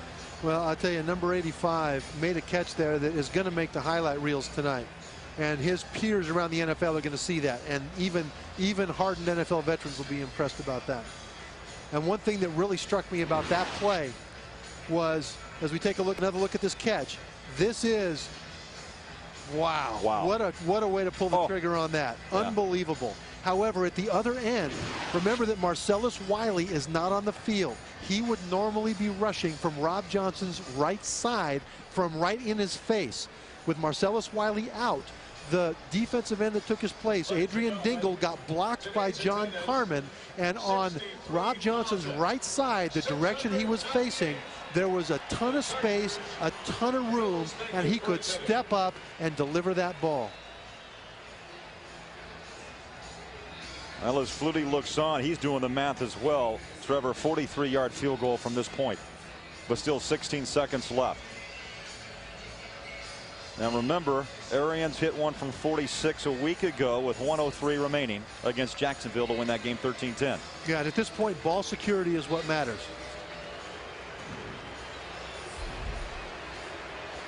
And just a reminder, 60 minutes coming up next here on CBS. 16 ticks on the clock. Number 1, no interception. Oh, there you go. Spiked it down. Yeah, good call. They were going to wind that clock, so that's why they did that. Now they can stop and think about it, just like that other 3rd and 5. Oh, nope, they're not going to think. They're bringing him in now. Going to bring him in. That's very interesting. That's a conservative call, because had they run a play, if they take a sack, then they're probably out of his range. There could be an interception. Instead, they're saying, look, we're going to go for it right now. You know what? This actually, they're going to mark this at the 44. This will be a 44-yard field goal. The placement will be at the 34. So officially a 44-yard try. And Jake Arians last week, 1:03 to go, kicked the game winner from 46. And let's see if the Chargers would use a timeout to ice him. They've got 2 if they want to use a timeout.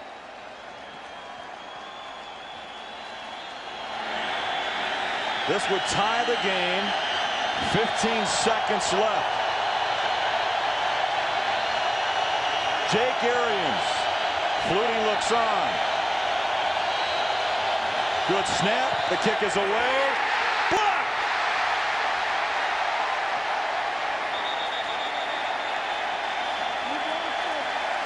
Wow.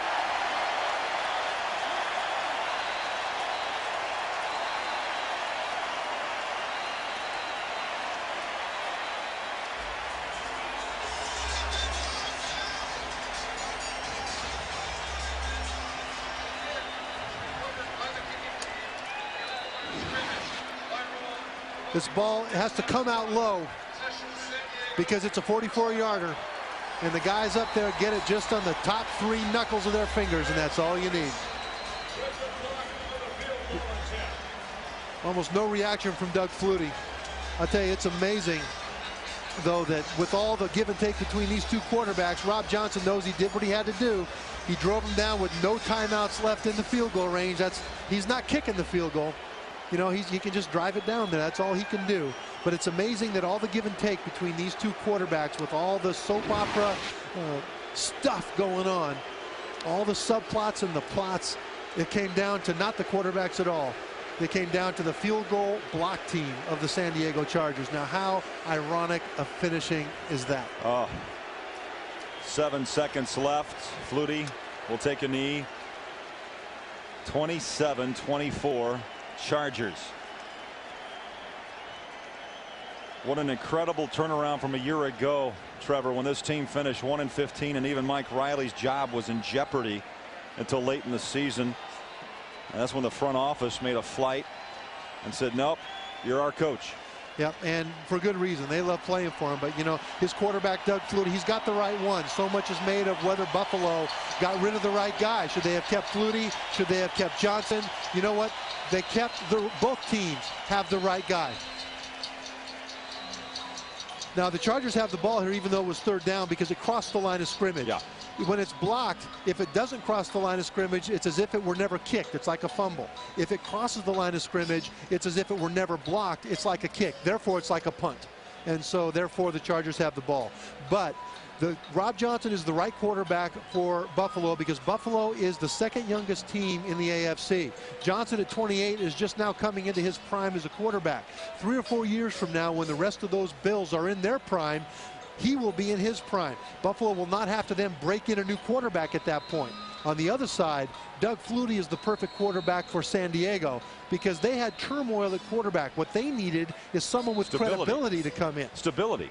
You know, I mean, this city was afflicted with Ryan Leaf. That's the only thing I can say. I mean, it wasn't, they didn't have to deal with Ryan Leaf. They didn't have to endure Ryan Leaf. They were afflicted with Ryan Leaf. By rule, a missed field goal that is recovered by the kicking team beyond the line of scrimmage is going to be returned to the spot where the ball was kicked. 1st down. And so the reason that Doug Flutie is the perfect quarterback for San Diego is because he provides the stability, the credibility, and the confidence in the position that this organization hasn't had for years. Rob Johnson is the perfect quarterback in Buffalo. No matter all the Flutie fans in Buffalo, he loves it that you're a fan, and he loves the support. But, you know, you do have the quarterback that you need over the course of the next 5, 6, 8 years. So both teams got the guy that they should have. Boy, look at the fans, the media rushing this field. Johnson heads quickly to the locker room. This game, you can circle it. Incredible. Junior Seau, not 100%. Played what he could. 27-24 the final. And a reminder tonight on CBS, 60 Minutes, the education of Max Bickford, and the CBS Sunday movie, The Wedding Dress. So for Trevor Manich and Scott Kaplan, this is Craig Bolerjack saying so long from Qualcomm Stadium at San Diego, with a final score and a thriller. The Chargers 27, Buffalo 24. You've been watching the NFL on CBS. Hello again, Spencer Tillman here with you on NFL Sunday Ticket. I'll fill you in on everything from around the National Football League, scores, stats, and today's top performers and more right after this short 30-second break.